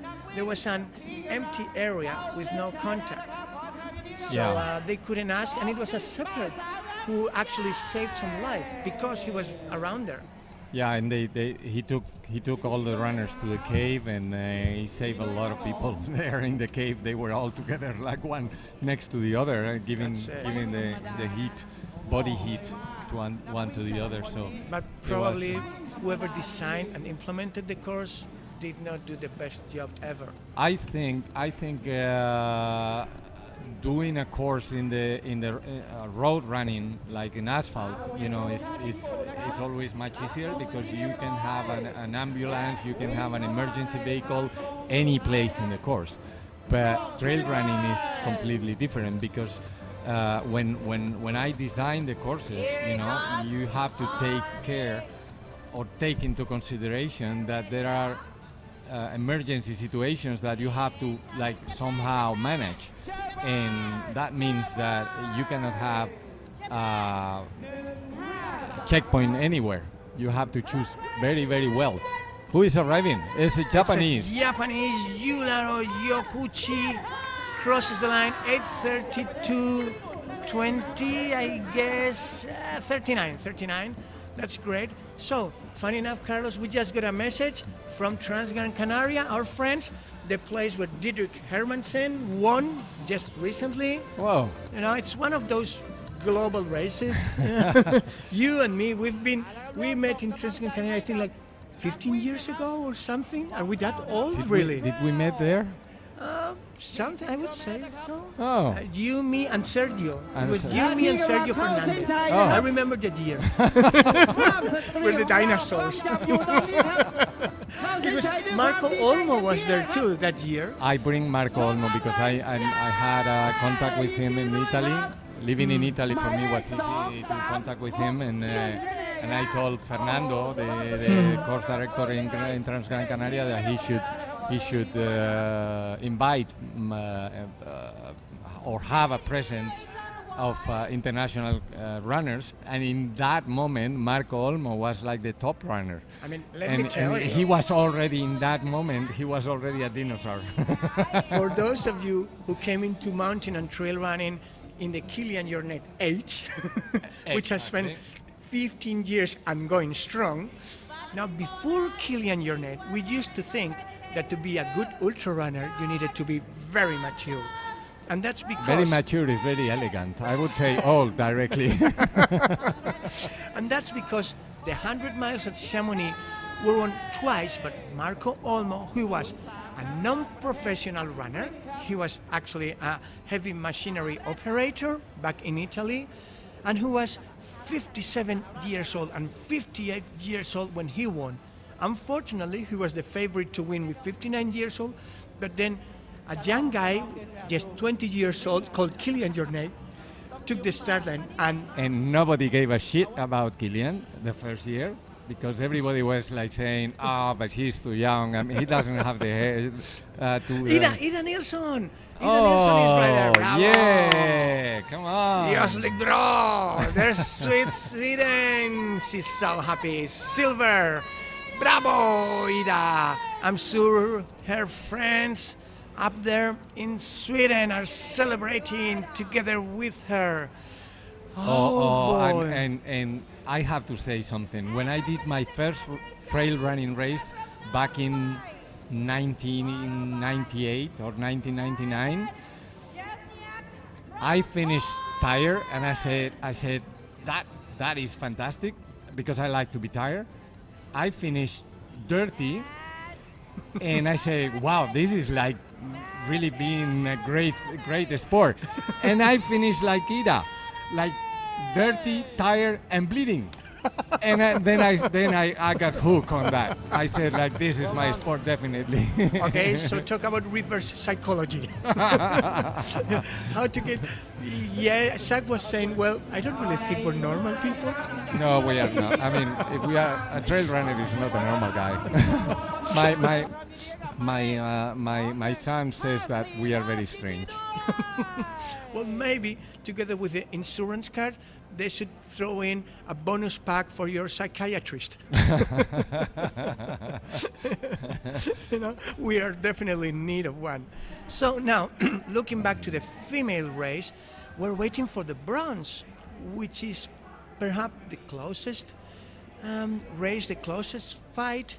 Remember, we were saying that it was a fight between the Spaniard Gemma Arenas and some other runners. Most notably, closest to Gemma was the Hungarian Esther Szilak, but it was 4 minutes ahead for Gemma with 5 kilometers to go. So let me hope that she will hold on. Hey ma. Sorry, that was my subconscious. Absolutely objective. So let me tell you, we're waiting for Gemma Arenas, Esther Szilak, Roxana Buchauer, Marion Delespierre, Audrey Tanguy, Giudetta Turini, Sumaya Buddha, Nepalese, up there fighting out on the top 10, and Emma Pooley. Remember, Emma Pooley. When we see these things, we all get concerned.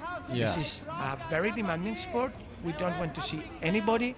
Oh, that's a cramp. That's a cramp. Yeah, it's a cramp. Oh, thank God. If it's just a cramp, it's no big deal. Thank God. Worse is a cramp in the stomach, but this guy seems like to be a cramp in the leg, which is quite normal in this weather, you know, because with all this water in the air, you know, it looks like it's not, you never drink enough, you know? Definitely. I mean, myself, I cannot absorb more than 1 liter an hour. And in our studies that we've done in the Alpine Ultra Series in Spain with the university, the European University from Madrid, we found out that it's not up to 1 liter, but up to 3 liters an hour you may sweat if you are in the middle of the day, in high altitude, and in a steep gradient, which happens a lot in ultra running. In ultra running, yeah. But I don't know. I don't think I know many people that can drink 3 liters of liquid I don't an think hour. anybody can. I don't think any. So you just either fall down or pace yourself and keep going, even though you are dehydrating, but you keep going until you break down. I remember one terrible moment. This was my TDS some years ago when we had to do the climb up the Fort de la Col or something up Bourg Saint Maurice. Yeah. In the middle of the afternoon. And I was surprised because I was going up and I saw so many people going down. I said, am I mistaken? No, they were going down because it was almost 2 vertical kilometers under the sun, no forest, and people were just collapsing right and left. Myself, I had to stop and try to protect under a little tiny brush. It was ridiculous. You know, I finally made it. I still don't know how. But it's very important to hydrate properly. And one thing that we have to take into consideration is the salt, because many people drink only water, and the amount of salt that you can lose, and the cramps are at the end, produced by the lack of salt in the body. Actually, so you have to eat or drink or whatever, however you have it or you ingest it, you have to have that salt needed. Next time you're at the finish line of an ultra, take a look at the runners, because many of them have white stains. White, not dark, white stains. That is because they have sweat so much salt that you can actually see it. Right. You know? And it happens very often. Yeah. And the salt powder that you consume, that like any brand that you can use, is isotonic. Isotonic. What means isotonic for everyone? So isotonic means that it's an amount of powder with an precise amount of water. So if you put more water or if you put less water, it doesn't work the same. So be careful and take a look at the package and put exactly the amount of powder recommended by the manufacturer, because that is very important. That is the only way you can be sure that you are having exactly the amount of salt that you will be needing. We were discussing before that in this sport, more than competing, we share. Actually, in my case, I learned a lot about that when I started to travel back in 2010. It was my first trip outside Europe to race. It was to the Leadville 100. In those years, Kilian was the first Spaniard to run in Western States. Luis de Arriba was the first Spaniard to run in Hard Rock. I was the first to run in Leadville. So we were still learning from each other. And I discovered there the salt pills, which was very, very traditional for the United States.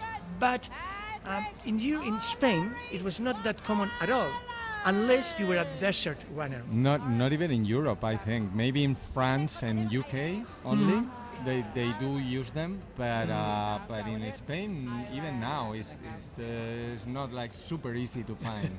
Yeah, and my friend John Titt, this ultra veteran, John, if you're watching us, we pay homage. This guy has been able to make the top 10 at Mont Blanc over 50 years and has been in the top 10 so many years, and he's no pro. He has his regular work. And John told me, you Europeans, why don't you ever use pickle juice for your cramps? Did you know? In the States, it's very popular. You know one thing that I'm not sure which was the runner. I'm not sure if it was Azara, the Spanish runner, or I don't know. I remember it was like 3 hours ago, 4 hours ago. I was like recording a video of one of the Spanish runners passing through the main water station, and they gave her a small bottle of vinegar. Oh. And I was like, wow, and what is that for? And they say, it's for the cramps. And I say, wow, I didn't know that. I didn't know. Vinegar?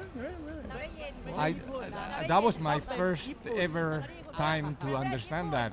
It might have something to do with acid, basic, neutralized, maybe? I don't care. I love vinegar. Really?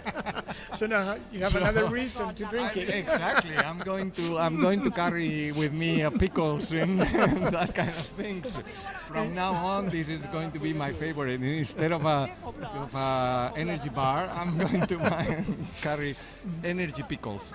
So remember, we're still waiting for the third woman. We have Yes. the world champion for the men. We have more or less the team standing.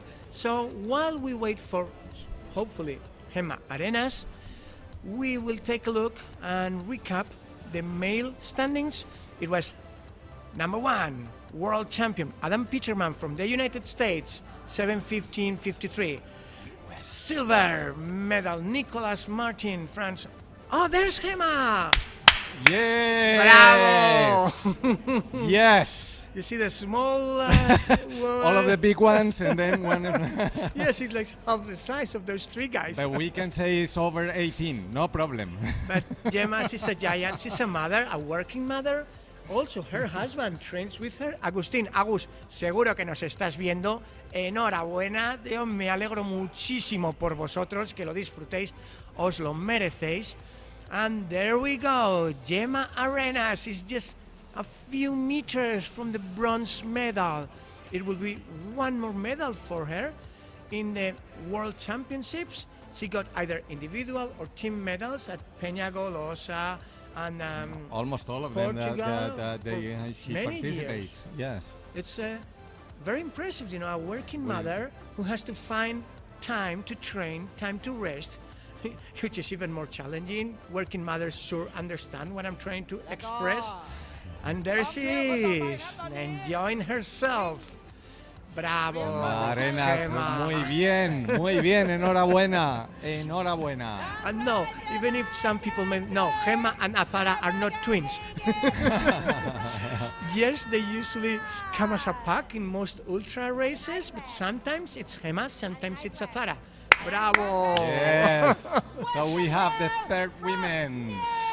There you go. Now we have the podium, female podium. It's going to be world champion Blandin Ligondel, silver medal Ida Nilsson from Sweden, and the bronze travels all the way back from Spain with Gemma Arenas, the woman from La Mancha. There was a famous book written on a man from La Mancha, right?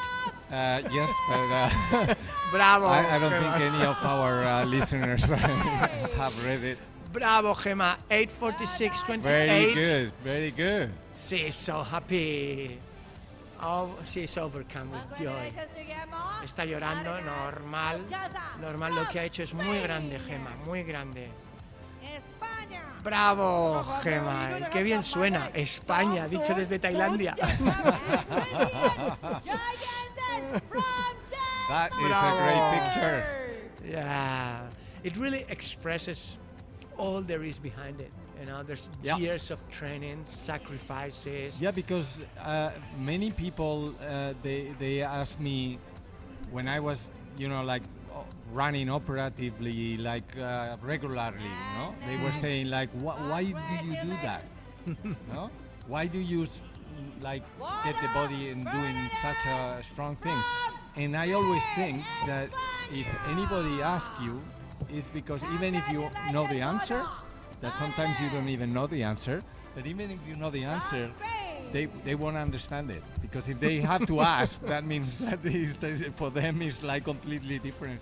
Difficult to understand. Oh, venga, Borja.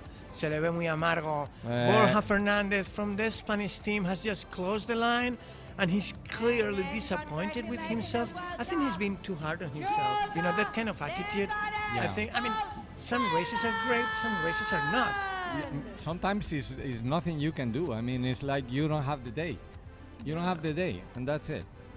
Anybody that runs, I think, have experienced that. You go one day to run, and just the body doesn't respond. Yeah, And- and that's and, Paloma from the National yes, Federation, who is yes. typing, sharing with the world. Borja came in. Now, thank you guys to all those from the national federations that are trying to share this excitement with the world.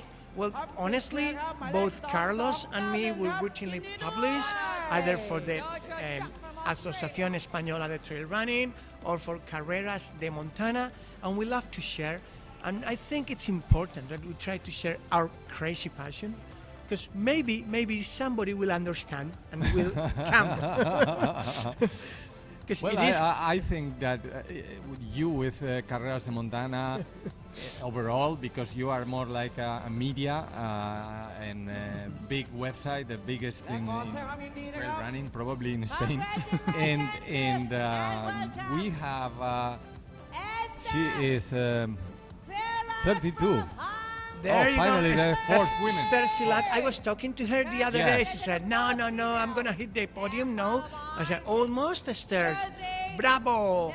That was close. 8:49:20. Let's see how many seconds were between the bronze of Gemma and the chocolate medal of Esther. No, don't say chocolate medal. Well, the Come fourth on, place, The fourth yeah. place is much nicer, I think. I mean, to me, it feels kind of so difficult when you come in fourth. Yeah, because it's like you should be happy. You should be happy, so but it's, you're... it's bitter chocolate then. Yeah. We had a fifth woman. All right, it was close. Well, we huh? don't have the bib number. Okay, she hear us and she found the bib number somewhere in the backpack. Yeah. So we have it's from Germany, Roxana Buchauer, if I'm not wrong, because that's correct. Okay. Roxana. So between Gemma and Esther, there were 3 minutes.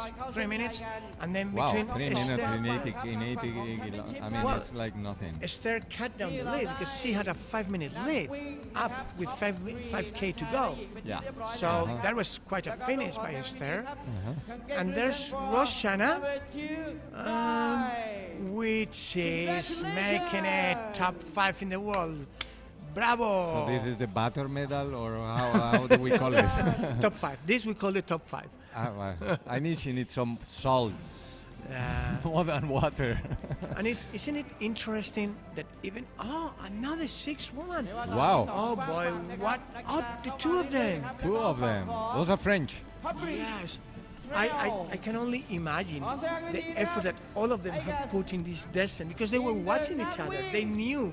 They were And pretty close. it's terrible when you have to give. And marking the race, I have run that section, the downhill part, and well, I have run the whole thing. But anyway, that part is not easy. I mean, the last kilometers are flat because you are already down, but the downhill is technical. Bravo Marion Delespierre, bravo on dirait oui. C'est très important pour l'équipe parce que c'est les premières françaises, les deuxième françaises, et l'équipe, c'est still la possibilité de la France de be à le podium d'équipe.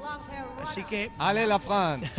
así que congratulations Audrey, congratulations Marion, bravo girls. And let's take a look at the team standing, because this makes This is called a melee. This is called a melee. Come on. Oh boy, I want that picture. Yes. I want that picture. I told you, yes, we compete, but most of all, we share a passion for the mountains. And I think this image, it's right, a smack on your face. They're all crying. It's a mix in between like happiness and joy and a little bit sadness, probably because they couldn't like catch up with the women's ahead, and you know it's. But I think they've been fantastic, and if the calculations are correct, they may still. Well, to me, they will be the world champions. Because they have already, 3 women out of 7. I mean, boy, that's total domination. Yeah.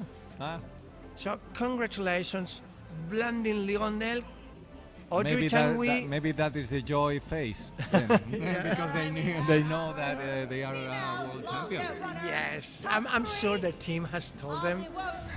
Bravo! Right over here. La femme de France, elle est meilleure du monde. Aujourd'hui. Así que en el día de hoy las mujeres de Francia son las mejores del mundo, parece ser en la ultra de 78 kilómetros. Women from France have really performed wonderfully, Carlos, today in this ultra. But France, we were saying before that France come the ultra distances, it's so difficult to beat them. Well, I think they have a lot of experience. I think among the Europeans, France is probably one of the countries with more experience in trail running. Definitely. So they have really big and important races in France and in the ancient times, in the prehistoric times when I was running. Grand Diagonal de Fou. The Diagonal de Fou and many. We're doing the flower ceremony honoring Gemma Arenas, third bronze by Thomas Sarf. No, that's Enrico Polini. Enrico Polini. With the ITRA. Yes. And then we are waiting for Ida Nilsson. Yes. Bravo, Ida. Well, we all know each other. It's a small world. The girls have been racing each other for years, and they respect and help each other whenever they can. Honestly. Do you remember how is the pleasure of taking off your shoes after running 80K? It's like, come on, I have to get rid of these things. I mean, it's like the best. Brandin Ligondel, bravo. We really have an outstanding podium today. Three very different women, physically, historically. Bravo, Blandin. And there's Enrico handing out the flowers. That's very good. I like this podium. Yes. It could be better with Gemma higher. See, it's an open sport. You tall, small, whatever. There's room for you in ultra running. You just learn about yourself. Try to enjoy. If you don't enjoy, this sport is not for you because it's so many hours. Yeah. It's an internal trip. And Blondil is so moved. I just wonder, how does it feel to be world champion? I don't know. I've never been world champion. I don't know. Well, we still got our career ahead of us, Carlos. Yeah. We're only 50 I'm pointing years old. to over 70. Well, honestly, in the World Mountain Running Congress, we had a request, formal request, said, listen guys, you only have up to 80 years old categories. You should open up the 80-something category. There was a serious request. Yeah, but then we should open 81, 82, 83 because over 80. Well, but it is true that the sport is opening up to veteran runners. We've mentioned the case of Marco Olmo. Yeah. But there have been many runners, 40 and 50 years old, which are still competitive. Yeah, no, I know races in... Maite Mayora. Maite Mayora just arrived, That's good for the team. She's celebrating with Gemma. Well, we have to see which is the third Spaniard. Exactly. Because maybe we have a silver medal. But listen, according to this, we have missed Marta Molist, number 12, Azara Garcia, number 22, were in the 22, but whatever happened with Maite? She was blazing down. Or maybe the camera has not shown. She's telling something to Gemma, probably said, eres fantástica, qué carrerón has hecho, eres la mejor. I bet it's something like that. Sometimes you want to have a microphone there to understand what. I think this conversation, they have to be private. Yes, what they're telling to each other, it belongs to them. Yeah. And whatever they tell, it's to them. Because if you haven't been through everything that they've been through today with this heat, this humidity, the stress of trying to run for Spain, run for the gold as a team, and run for your own. It's very demanding. And from here, I have to I don't know how to say in English. I have to thank very much all the supporting teams. Oh, there you because see. Because I was in the main water station for quite a few hours, and they were working like crazy. They were like, I remember me remind me like a Ferrari race. They arrive there and they give you the water, the gels, they cool you down with the ice, and it's like. Formula One pit stop. Yeah, Formula One pit stop. exactly. It's what comes to mind these days. Exactly. They didn't put the hands up because they were already running. The runner was already out of the way. But it was absolutely amazing the work they have done. It's funny. Maite is not coming up in the official results, but yes, we have seen Maite. Maite should be after Marion Delespierre, so Maite should be 8th officially, and. She has done a tremendous descent, but as it happened with Nuria also in the marathon, some runners have not been registered as they ought. It happens sometimes. So we're still waiting for Marta Molist and Azara. Azara is having a bad day, definitely. Because Azara normally is ahead. Podium, top 5. Yes. It's her natural position.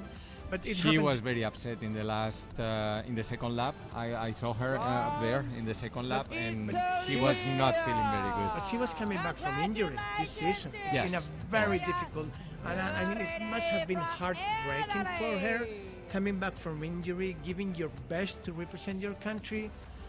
Is that another Spaniard? That was a woman there, Mexican. I don't know, and there was another. I think might be no. No, it's Swiss or it's I don't see it very well. Oh, Giuditta Turini, Italy? No. It's Portuguese or I'm not sure. Maybe the Nepalese. Maybe it was Sumaya Buddha. We can't even see her. No. She has moved. The one in the floor sitting down is Italian because it's I think Italian it's flag. Nepalese. It's Nepalese. No, but this one, see, that's the Nepalese. It's the Nepalese flag. So, bravo!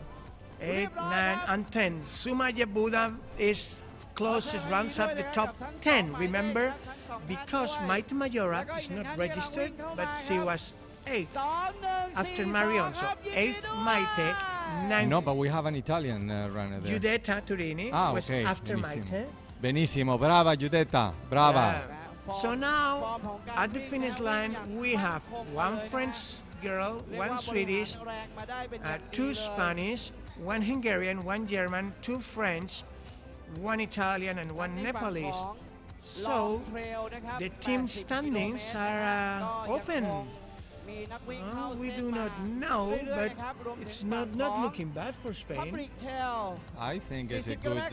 We have a good chance, and the third position is still in the air because we don't have any couples like in poker. We don't have any couples yet. So France, of course, is out of the blue. Yes. Allez les bleus. Allez les bleus, c'est les meilleures équipes. But is that Italian? Congratulations to Thomas, champion from Poland. So we're waiting to see how the Polish final team. Yes. Polish runner. Polish with runner. Cramps, obvious cramps. You can see from here. How is he moving? Yes. He's moving like. Remember that robot from our young times? It's Mazinger Seat. Mazinger Seat. Those were the days. Oh, he's a Portuguese runner? No. No. Maybe Portuguese. Congratulations. You're going? Well, thank you, Tomo, for helping us. And our president from World Mountain Running แล้วก็หมายเลข Association, and tomorrow will be the day for the final event, the classic race. Fourth and final with many of the talents from the uphill. So we will see the Africans again, and we're looking forward to it because this classic race is on the same time it's very similar to the uphill. You know, it's 1,000 meters up and 11 kilometers long versus 8.7, which was the length of the uphill, but it also includes 1,000 meters down, so that changes everything. You know, those naturally talented downhillers may have a different strategy to put forward, different strategy to play through, and while we still wait for the podium in the team female category, in the ultra, those runners ready for the classic tomorrow are already looking forward to dinner and sleep, long night sleep.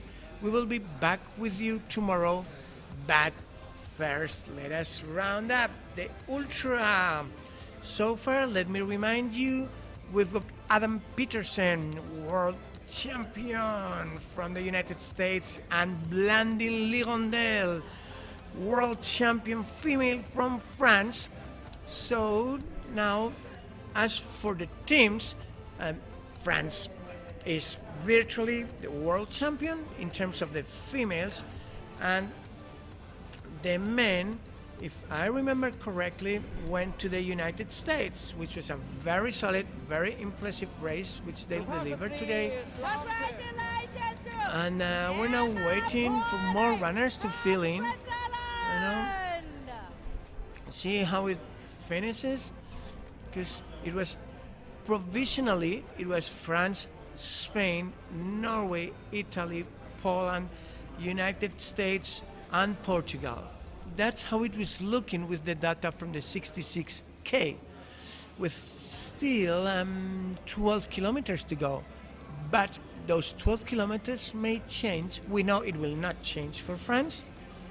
They have really performed fantastically on those last 10K, 12K.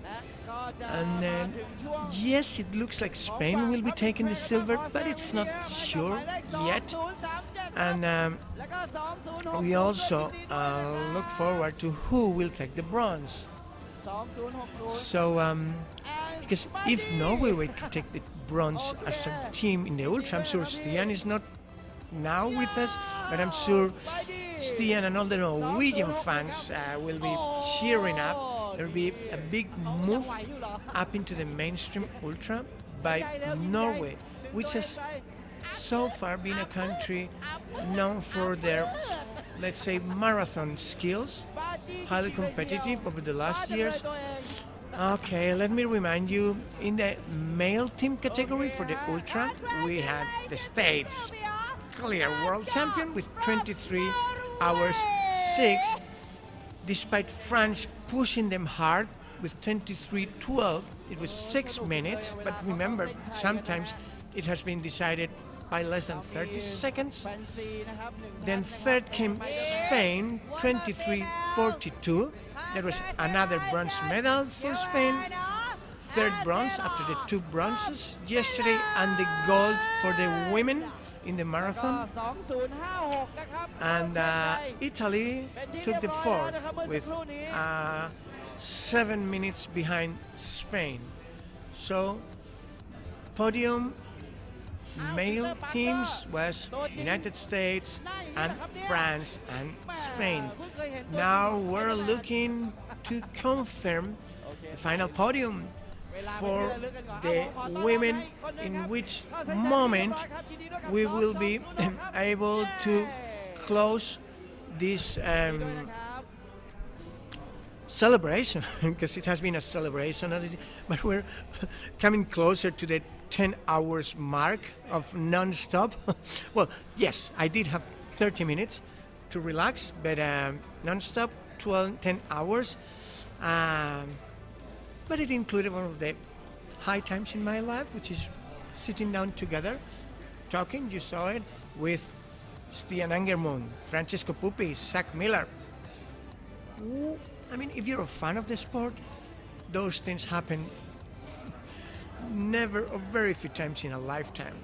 So, as I said, many talented runners, many of the best in the world have been here, have chosen to come to amazing Thailand to enjoy this World Mountain Trail Running Championship, the first of its class. For the first time, unification between the World Mountain Running events, which started back in 1985, and the IAU ITRA World Championship, which were created by IAU 2007, if I remember correctly, and were joined by ITRA as technical advisor in 2015. So altogether, we've got almost 40 years of history to share and enjoy. And let's see if we have more female men, excuse me, more female runners coming, towing the line. Because we're hearing, I'm just hearing my mates outside, by the finish line celebrating. Some new runners coming close to the finish line. Let's see who we've got. Okay.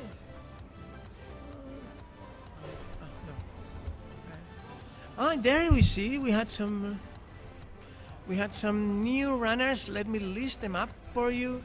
I'm refreshing somebody from Japan. That should be Yokohama, if I'm correct. And she's talking. Well, obviously I cannot read the beep. Forgive me. I'm an old man.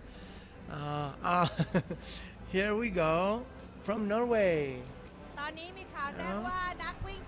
So we've seen that was a new. That's a Spaniard. That's Marta Molista, I would think. Is that Marta? Yes, that's Marta. Bravo, Marta. Remember, winner of CCC 100K at Chamonix. Here, coming in as the third Spaniard, because Maite is still not on the list. I don't understand why, but it was Gemma was third, then Marta was, Maite Mayora was eighth after Audrey and Marion from France. And then now we have Marta Molist, which has taken the 15th position, not the 14th, as it tells in the live results. Because we see Maite right there talking to Marta. Yes, they're celebrating. So with this, I think we can be fairly confident that Spain is now provisionally the silver medal after France. Let me check.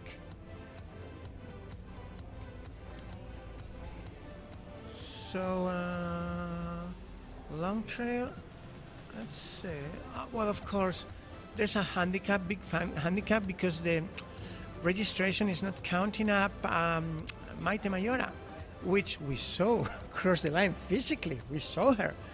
So it ought to be corrected, because as of the official screen now, it's France number 1 and Italy number 2, but it should be France 1, Spain 2, if my calculations are correct. And then Italy would be the third, so that would be the podium. We still have some male runners coming down. So it's 26.6 for and 26.44 for Italy.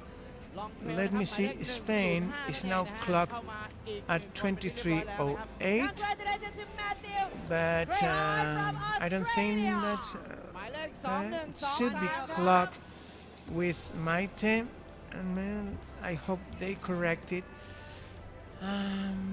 I wish I could make the calculations for you.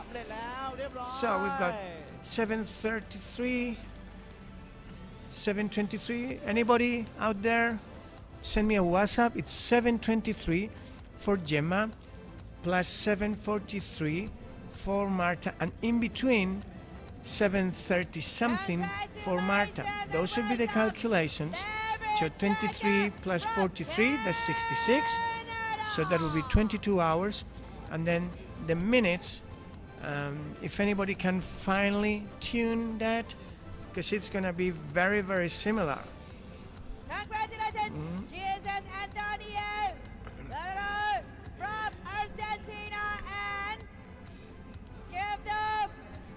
Yeah, I'm getting messages from Spanish journalists, from the editor of Trail Running Spain, Hector, saying Spain is fourth. No, Hector. They're not counting on Maite Mayora. So if they count in Maite Mayora, Spain should be either second, third. You know, my guess is second, but might be third, but never fourth. ยินดีด้วยนะครับกับหมายเลข 2002 นั่นเองนะครับ Congratulations and welcome. Number 27. I'm just checking. Let's see, maybe Hector.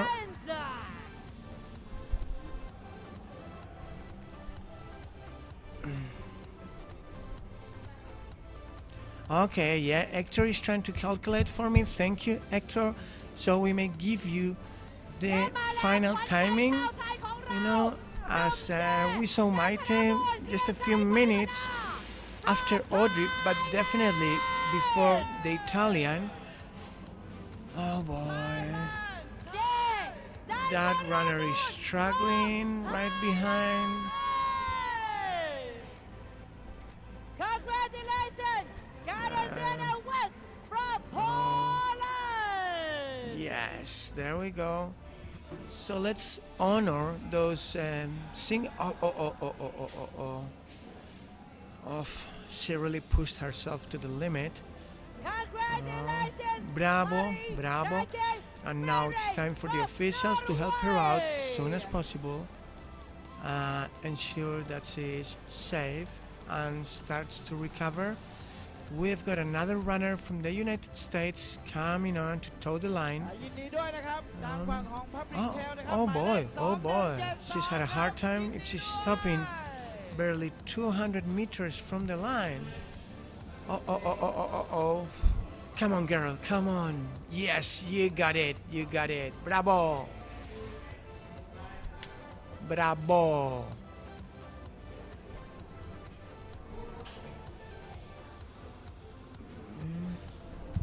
So Hector is telling me that they've got some miscalculations in the official timing that have to be rescheduled. We'll see. Let's go, girl. She's been helped out by two of her Polish teammates. You know, Poland is another of those countries which are making relentless forward progress. From United States of America! Yes, one more runner from the United States. That is Leah Jinglin with, let's say, the official timing. And it was Katarina Wilk, the Polish girl that was to be helped. And before her, it came with Jocelyn Pauli, which was right after Marta Molis. เข้าเส้นอีกคนหนึ่งแล้วนะครับ So remember, Marta was 15th, Jocelyn 16th. That's one more position than the official, because remember, Maite Mayora has not been registered. And then we have the Norwegian Mari Kjalek Ferne. I wish Stian were here to pronounce. His Norwegian pronunciation is excellent, I swear. And no wonder, native. And Leah Jingling from the USA. We're now waiting for the Canadian, for the French woman, Manon Bohart, and then the Polish, Catherine Solinska, and the French woman, Laura Pagadan. So those should be the next three runners to come through the finish line. And it's truly an impressive achievement by France. Hats off to France, because they've got just about every one of their runners in their team within the top 20. That's impressive. Certainly, hats off to France. Wonderful performance. Remember, Carlos and me, we were saying it's so difficult to beat France on the ultra category. It's almost impossible at any time, you know, because they have such a solid and consistent team always. They have so many great talent to draw from, and they manage the team so beautifully. So, okay, so goodbye to Nancy Hobbs from the team. Nancy, would you like to share something from the United States with our audience before you go help your team? So it's been a great day for Team USA. Very excited. The guys with the gold medal couldn't be happier. So the performances were really wonderful, and you know, they're not super sore. Well, not yet, right? Not yet, because I think with this heat and humidity draining them of fluids, getting them started as soon as possible on recovery is the best way to prevent whatever. Exactly. And it's never easy. Are you able to tell us something about the team results? Because there's been some glitch on the technical following. For example, Mighty Mayora, which came in 8th, is not registered in the official results. So from the finish line, were you guys able to work out something, or no, just taking care of your runners? Just taking care of all the athletes that were out there. So yeah, I haven't seen anything with the results. Okay, so now your evaluation of the United States. So far, so good? So far, so good. Really, really happy. And more to come tomorrow in the Classic, or because we still got Joe Gray? Well, actually, Joe won't be running the Classic. Oh, really? Correct. Yeah. So How Joe's come? not running. He decided that to pull out of the race, and you know, he's feeling good from his results yesterday, but he's going to take time off tomorrow and come out and support the team for sure. Okay, well, he made the top 5, certainly. Top 6. But, well, okay. Yeah, and the good thing about tomorrow is that we not only have the senior races, you know, the open men and women, we also have the juniors. Oh, that's correct. Yeah. That's correct. Yeah, so we've got the junior event. It's a little shorter distance than the seniors are going to be running. And the seniors, I don't mean to say veterans and older people. This is our, you know, just the open team athletes that are in their 20s and 30s mostly. Okay, my editor friend Hector from Trail Running Spain is telling me that neither Mighty Mayora nor other runners have been properly registered. He tells that the chip stopped working after the 29-kilometer mark. Well, interestingly enough, there were a couple athletes that lost their bibs with the transponders in the 40, in the shorter distance. So I'm not sure about that and what's happening with the technical issues. Oh yeah, because that's a challenge for the officials. Yeah, sure. You know what to Well, do.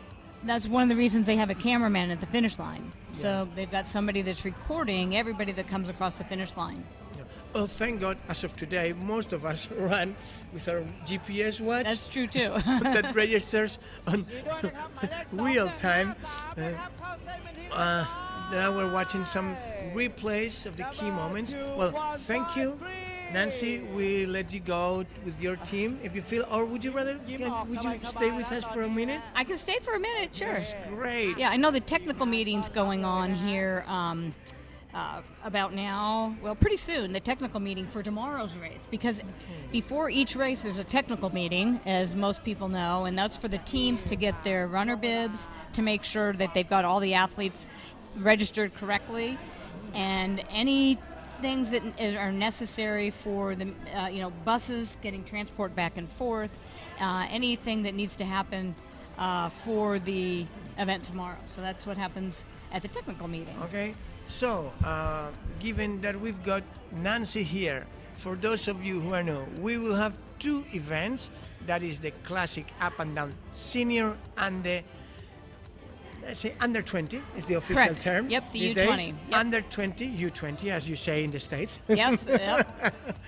The U20 for the youngsters and up and down, which I do not remember by heart the distance and the number. I don't know if it comes. Yeah, it's roughly tomorrow they'll be running about 11K for the senior athletes and about 7 or 8K for the juniors. All right, so it'll be, I mean, blasting. Well, and the good thing is that they're running the same distance for the men and the women. I think we've come a long way in the sport, that the women are now running the same distance as the men, because that was not always the case. Oh, you think it's patronizing. No. We want full parity, right? That's right. We are different but equal. Is that the right expression or not? Exactly. That's Okay. good. I'll go with that. That's great. What we've certainly enjoyed is that certainly the women's races these days are as exciting as the men's races. Yeah, I think so. I think the women agree and the men agree on that. And if you ever have a women's only race, it's very easy to get volunteers that are men. Oh, definitely. Yeah. You know, but when you are, you're in the backstage of their teams. Are there any real difference on how you discuss, prepare, or set the strategy for men and women, or not? Because there's this classic adage that women perform better the longer and tougher the race is, so they may be more into a different strategy than the men that try to lead from the start, or not? Yeah, I think it's more of an individual. I don't think it's a gender specific. I think it's more of an individual's, whatever their training or their racing strategy is. I think it's individual. I keep a registry of women winning overall major races. I mean, when I say major races, Yep. I say the national championship of the United States, stuff like that. And my count is up to 30. Yeah, and I think sometimes it depends who's towing the start line.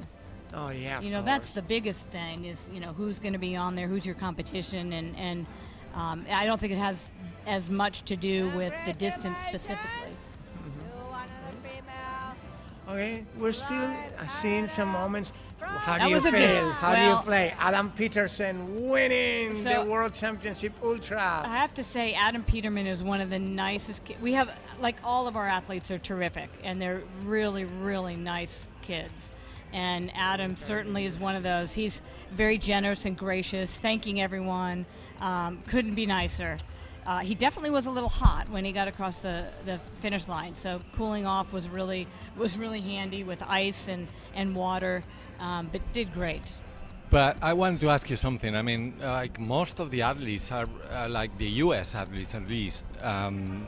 They are from areas that the weather is absolutely different, no? Absolutely, completely different. So Yeah. Zach Miller told us that the core of the team came from Colorado. Yeah, that's true, and also from New England. But interestingly, so it's a really good point, and Zach is really used to the heat and humidity when he was in Pennsylvania, because Pennsylvania is a state where I grew up, and it is very hot and humid there in the summertime, so he was used to that, but he's been traveling around so much in different climates that are mostly dry, so his body wasn't as used to it here, but certainly over time he's pretty used to the What a he's pretty used to moment that. for us. sorry, we have to I know. interrupt because there is a Spaniard arriving. Yeah, Exactly. that was the replay of Canales when he made it Oh yeah. so moved.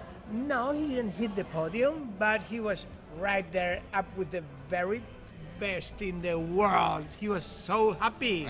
I have to say this coverage has been really good. But getting back to your question about Yes, the heat and the absolutely. humidity, so the couple days before I came over here, it was 0 degrees Celsius.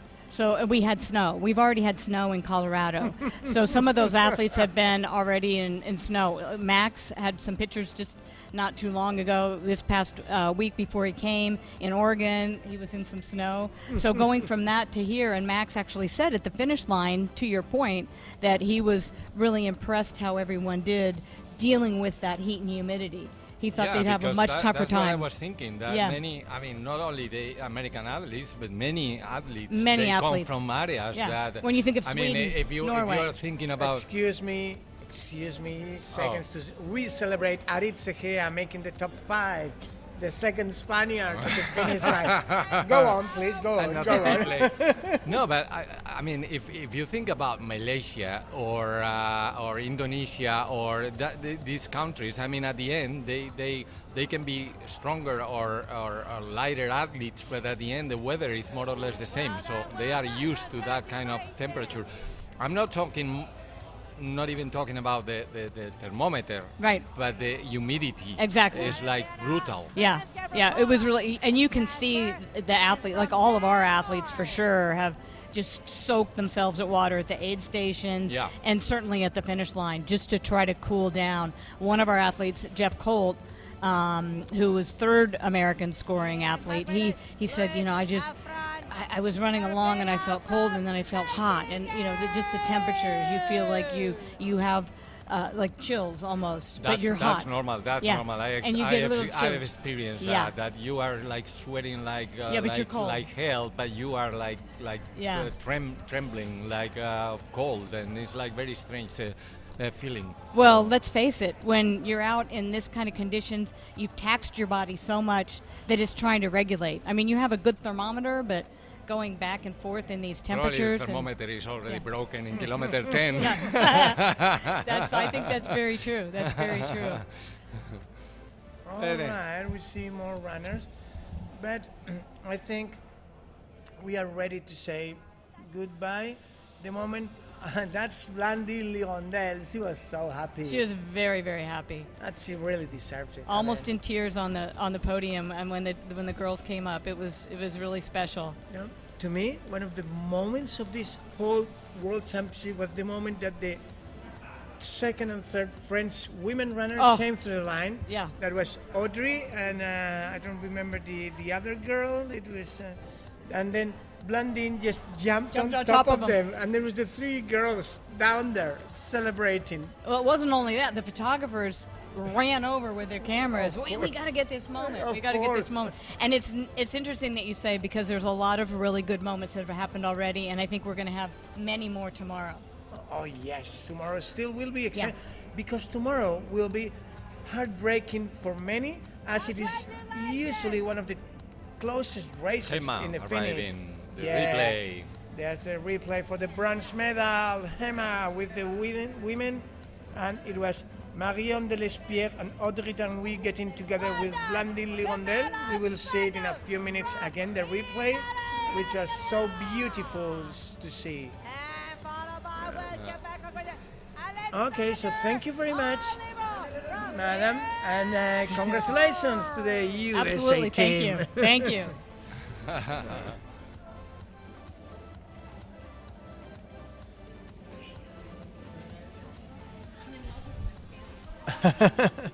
So, thank you all of you for watching. We still do have this last question to be solved. But I guess it should be solved, because now, well, Spain is provisionally second, Norway provisionally third. That was the moment I was telling you about. That was Marion and Audrey and Blandine. And that was the flower ceremony for the women, with Enrico celebrating. And there was Ida, so very happy. She sure did earn it.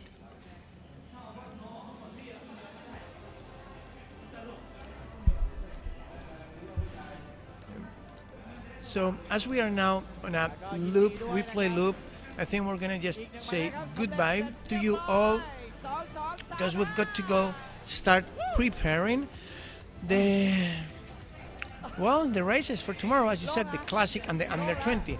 So let me recap the ultra as of the provisional standings now. The women teams, gold goes to France, silver to Spain, bronze to Norway, provisionally. As for the absolute race, it's you just saw it. Gold goes to Ida Nilsson, Sweden. Excuse me, Blandin Ligondel, France. Ida gets the silver, from Sweden, and then it's Gemma Arenas, the third runner to complete the podium. All three girls were so very happy. Now, within the male category, the gold medal traveled all over the ocean to the United States, and then the silver went to Nicolas Martin from France, which also, so if it's okay, I would like to say goodbye to you, thank you very much for bearing with us, and we'll see you tomorrow, guys. Take care. See you tomorrow for the Classic Under 20. Goodbye, Thailand. ที่ถ่ายข้างหน้าหรือถ่ายเซลฟี่ไม่แน่ใจเหมือนกันยินดีด้วยนะครับ2214นะฮะเก็บภาพความทรงจำความสำเร็จในครั้งนี้ไว้ด้วยนะครับดีมากๆเลยฮะแล้วก็หมายเลข2211ครับเย้โอ้นี่มีนะฮะทีมของเรานะครับรวมถึงเพื่อนกีฬาก็ร่วมแสดงความยินดีที่เส้นชัยด้วย Congratulations to 118 Luis Esteban Soto and Monte from Chile, and followed by 163 Oswaldo Peredo from Mexico.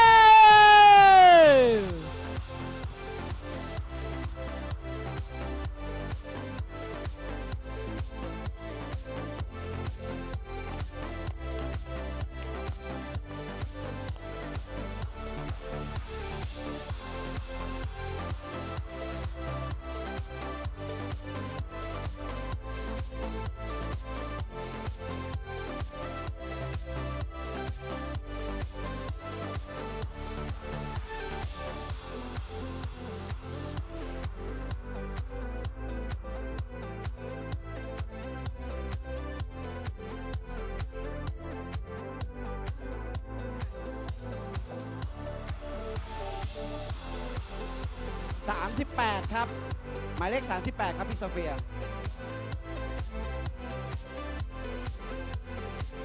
Congratulations to number 38.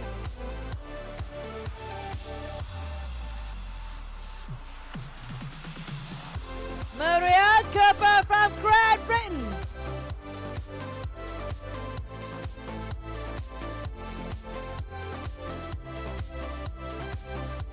And Monica Vives Villa from Spain, España.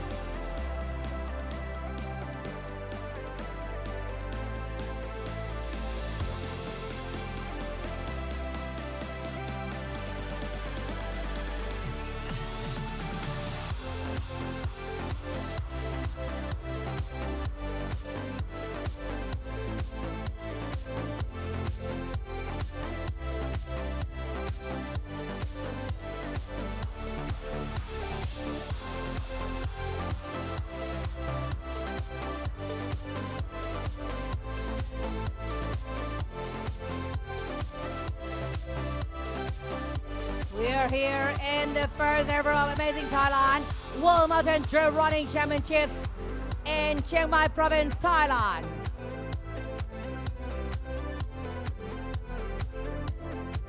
แล้วก็มาร่วมแสดงความยินดีกันต่อโบยบินเข้าเส้นชัยกันมาเลยครับตอนนี้ช่วงเวลาเป็นของคุณครับ และนี่คือความสำเร็จของหมายเลข 2083 ครับ เย้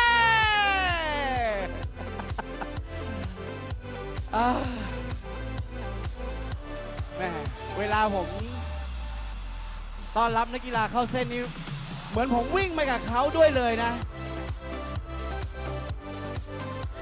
อารมณ์มันสัมผัสได้ เป็นกำลังใจให้กับนักวิ่งนะครับ ที่กำลังเข้าเส้นชัยของเรา finish line ตอนนี้ดูแต่ไกลผมมองคุณอยู่ และร่วมส่งเสียงความยินดี เรียบร้อยแล้วเข้าเส้นชัย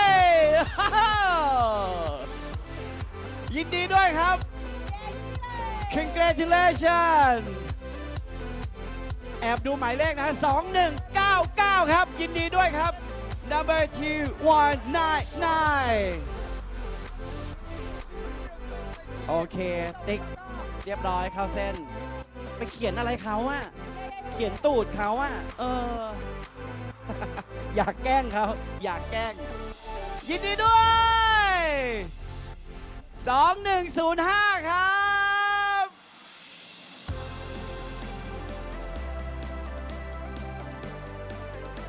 โอเคมา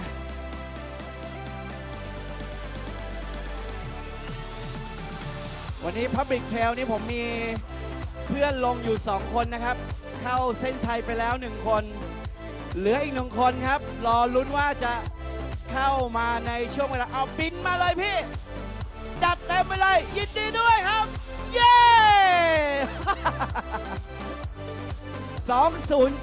2098 ครับ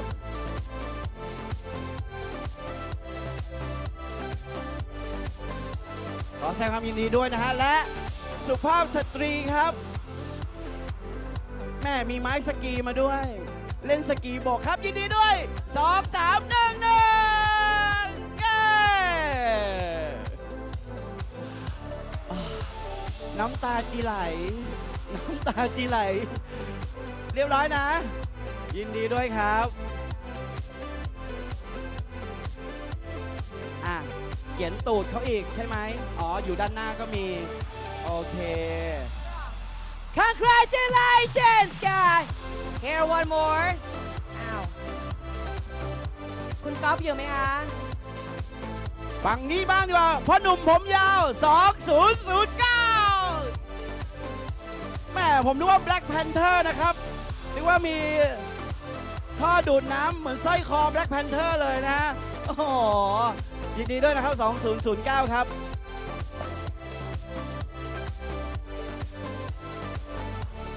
อุ๊ยขนมเหลือขอได้ไหมฮะ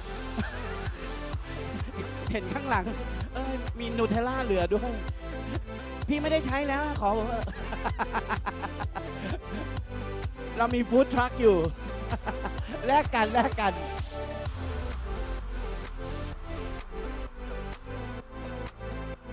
ยังไงดีเชียร์ฝั่งไหนก่อนนะครับเอาฝั่งนี้ก่อนนะครับเพราะว่าผมเห็นว่าฝั่งนู้นเองนะครับก็มีแชมเปี้ยนชิพเข้ามาแต่ตอนนี้พับบิกเทรลของเราแม่อะไรกันเนี่ยพลุงพลังรอบคอเลยนะคะเนี่ยดีใจด้วยครับ2352ครับ โอเคยินดีด้วยนะครับและ2212ครับ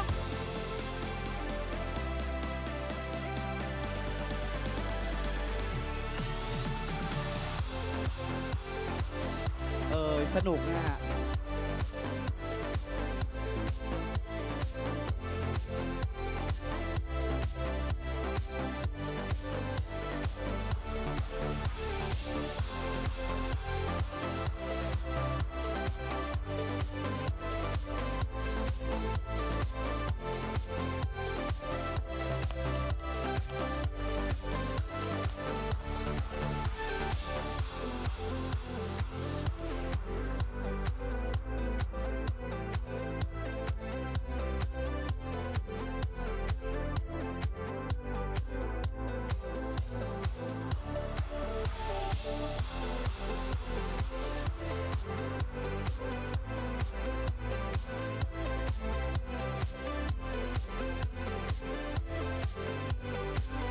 อ้โหกองเชียร์นี่คึกคักกันเลยทีเดียวนักกีฬาวิ่งเข้าเส้นชัยเป็นนักกีฬาสัญชาติไทยครับจากประเทศไทยไทยแลนด์195ของเราอีก1ท่านเข้าเส้นชัยเป็นที่เรียบร้อยและแน่นอนนะครับอ้าวปออัตพลอินทจักร from Thailand ยินดีด้วยนะครับ2340นะครับฝั่งนี้ของเราก็เข้าเส้นชัยเป็นที่เรียบร้อยโอ้โหนี่เชียร์กันไม่ทันเลยมาแล้วนะคะปออัตพลอินทจักรนะคะ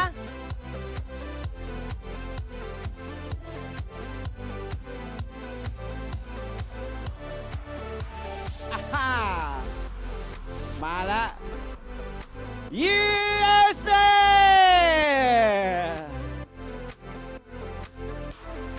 เพื่อนร่วมทีมมาร่วมแสดงความดีใจ Congratulations Brittany Chabot from United States และปออัตพลอินทจักรเข้ามาแล้วเนี่ย เรียบร้อย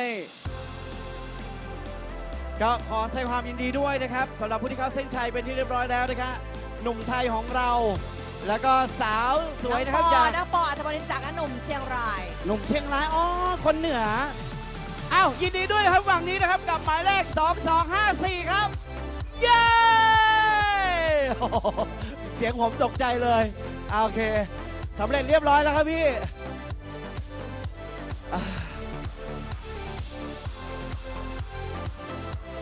เราก็เห็นภาพความประทับใจนะครับของเพื่อนร่วมทีมนะครับมาร่วมแสดงความยินดีด้วยนะครับจากประเทศสหรัฐอเมริกานะครับในฝั่งของแชมเปี้ยนชิพนะครับลองเทรลนั่นเองยินดีด้วยนะครับฝั่งนี้ Public Trail ของเรา2071โอเคแหมใส่แว่นดำเท่จริงๆเลยพี่แน่เข้มนี่เหรียญครับโอเคมีคูปองนะครับ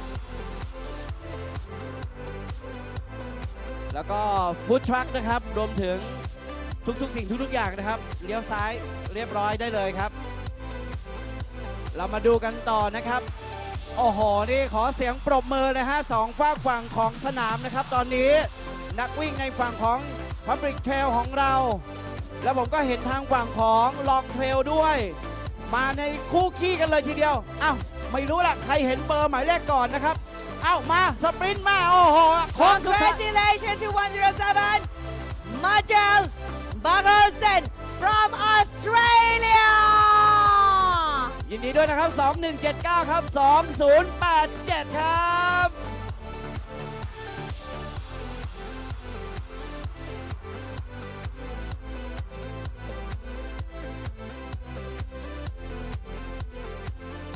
มากัน3-4โอ้โหไล่เรียกกันเลยฮะนำมาด้วย2104นะครับแล้วก็2456ครับพอเจนกฤษดาทองจิบ from Thailand พอเจนกฤษดาทองจิบ from Thailand ยินดีด้วยนะครับสุดยอดหนุ่มไทยของเราครับสำเร็จแล้ว2292ครับยินดีด้วยนะครับปอธงอยู่นี่นะปอ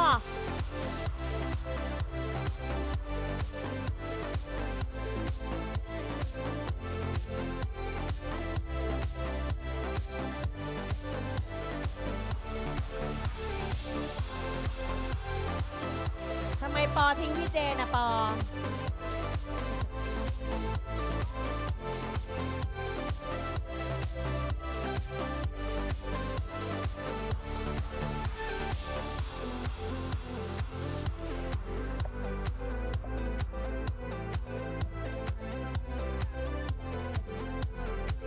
Congratulations to Kelly Cars Sebastian from Great Britain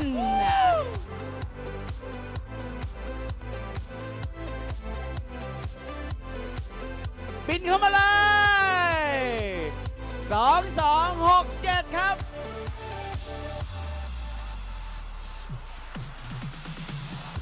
รับเหรียญได้เลยนะครับ ขอแสดงความยินดีด้วยนะฮะสำเร็จเป็นที่เรียบร้อยแล้วไม่ธรรมดาจริงๆนะฮะและก็ตามมาติดๆนะครับอีกหนึ่งหมายเลขครับเรียบร้อย2138ครับ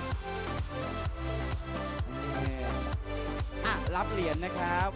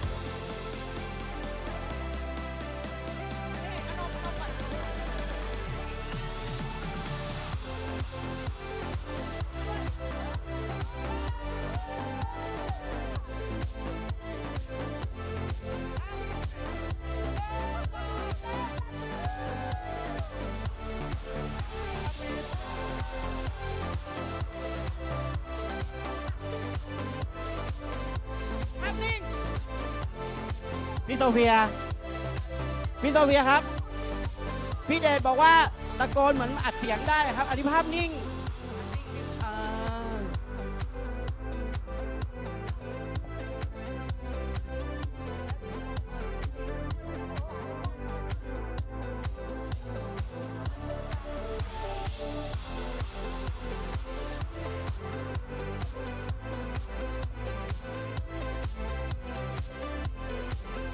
ยินดีด้วยนะครับเข้าเส้นชัยเป็นที่เรียบร้อยนะฮะ2208ครับ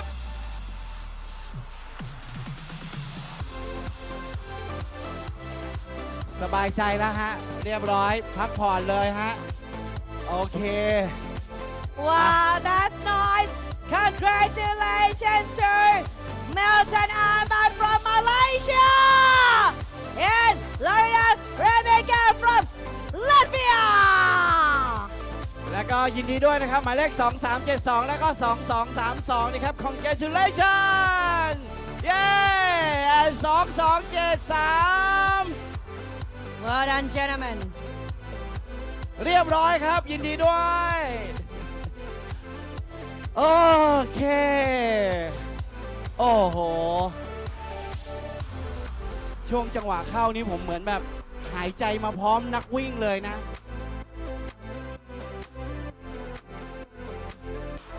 เอากล้อง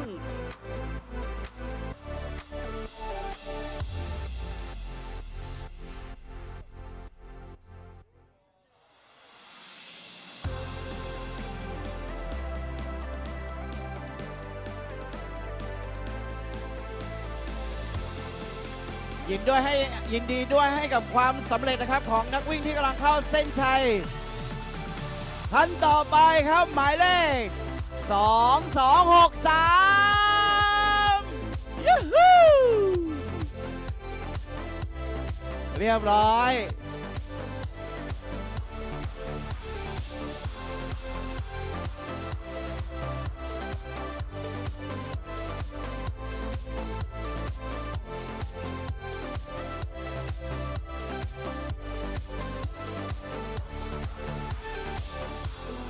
1สุภาพสตรีแล้วก็1สุภาพบุรุษนะครับเข้าเส้นชัยเป็นที่เรียบร้อยแล้วนะครับหมายเลข2322ครับเย้และ2045ครับยินดีด้วย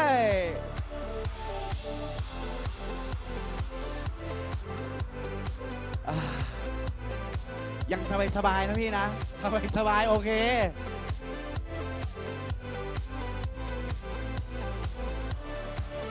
โอ้มีกำลังใจนะครับถ่ายวิดีโอข้างๆมาพร้อมๆกันเลยโอ้โหมีขนาบสองข้างเลยกำลังใจสุดยอดมากคนนี้ตอนแรกผมนึกว่าวิ่งกันมาแบบยังไงสรุปนักวิ่งคนเดียวเข้าไปแล้วนะครับ หมายเลข 2122 ครับยินดีด้วยชูมือโอเคกำลังใจเต็มมาก เด่นเด่น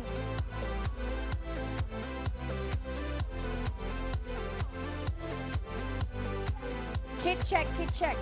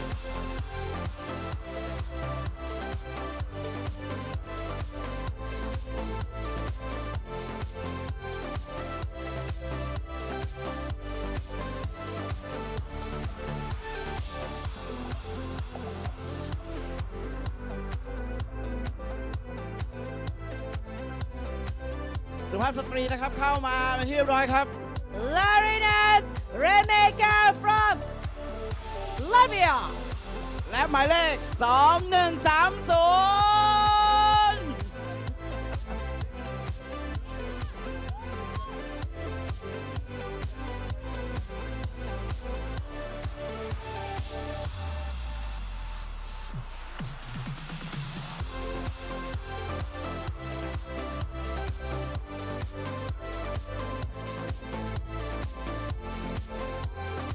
ดีใจด้วยครับอีกหนึ่งท่านเข้าเส้นไปที่เรียบร้อยหมายเลข 2184 ครับเย้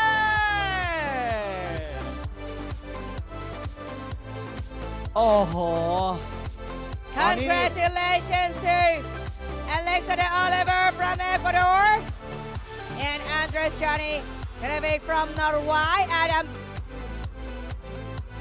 Peterman, why are you here? Adam Murray from the United States of America.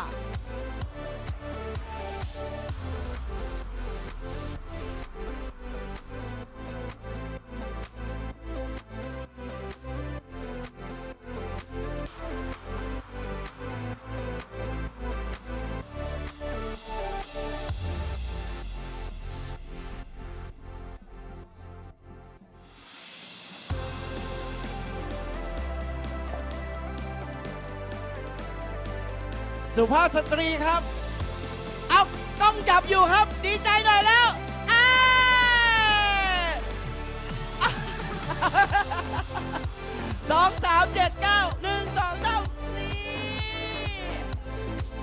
เรียบร้อยยินดีด้วยนะฮะอ้าวมาคนต่อไปโอเคยินดีด้วยครับสวัสดีครับรับเหรียญได้เลยนะฮะเอาหมายเลข 2041 ครับกองนี้อ้าวจับได้โอเค Congratulations and welcome Ricardo Magale from Italy and congratulations มาแล้วนะฮะ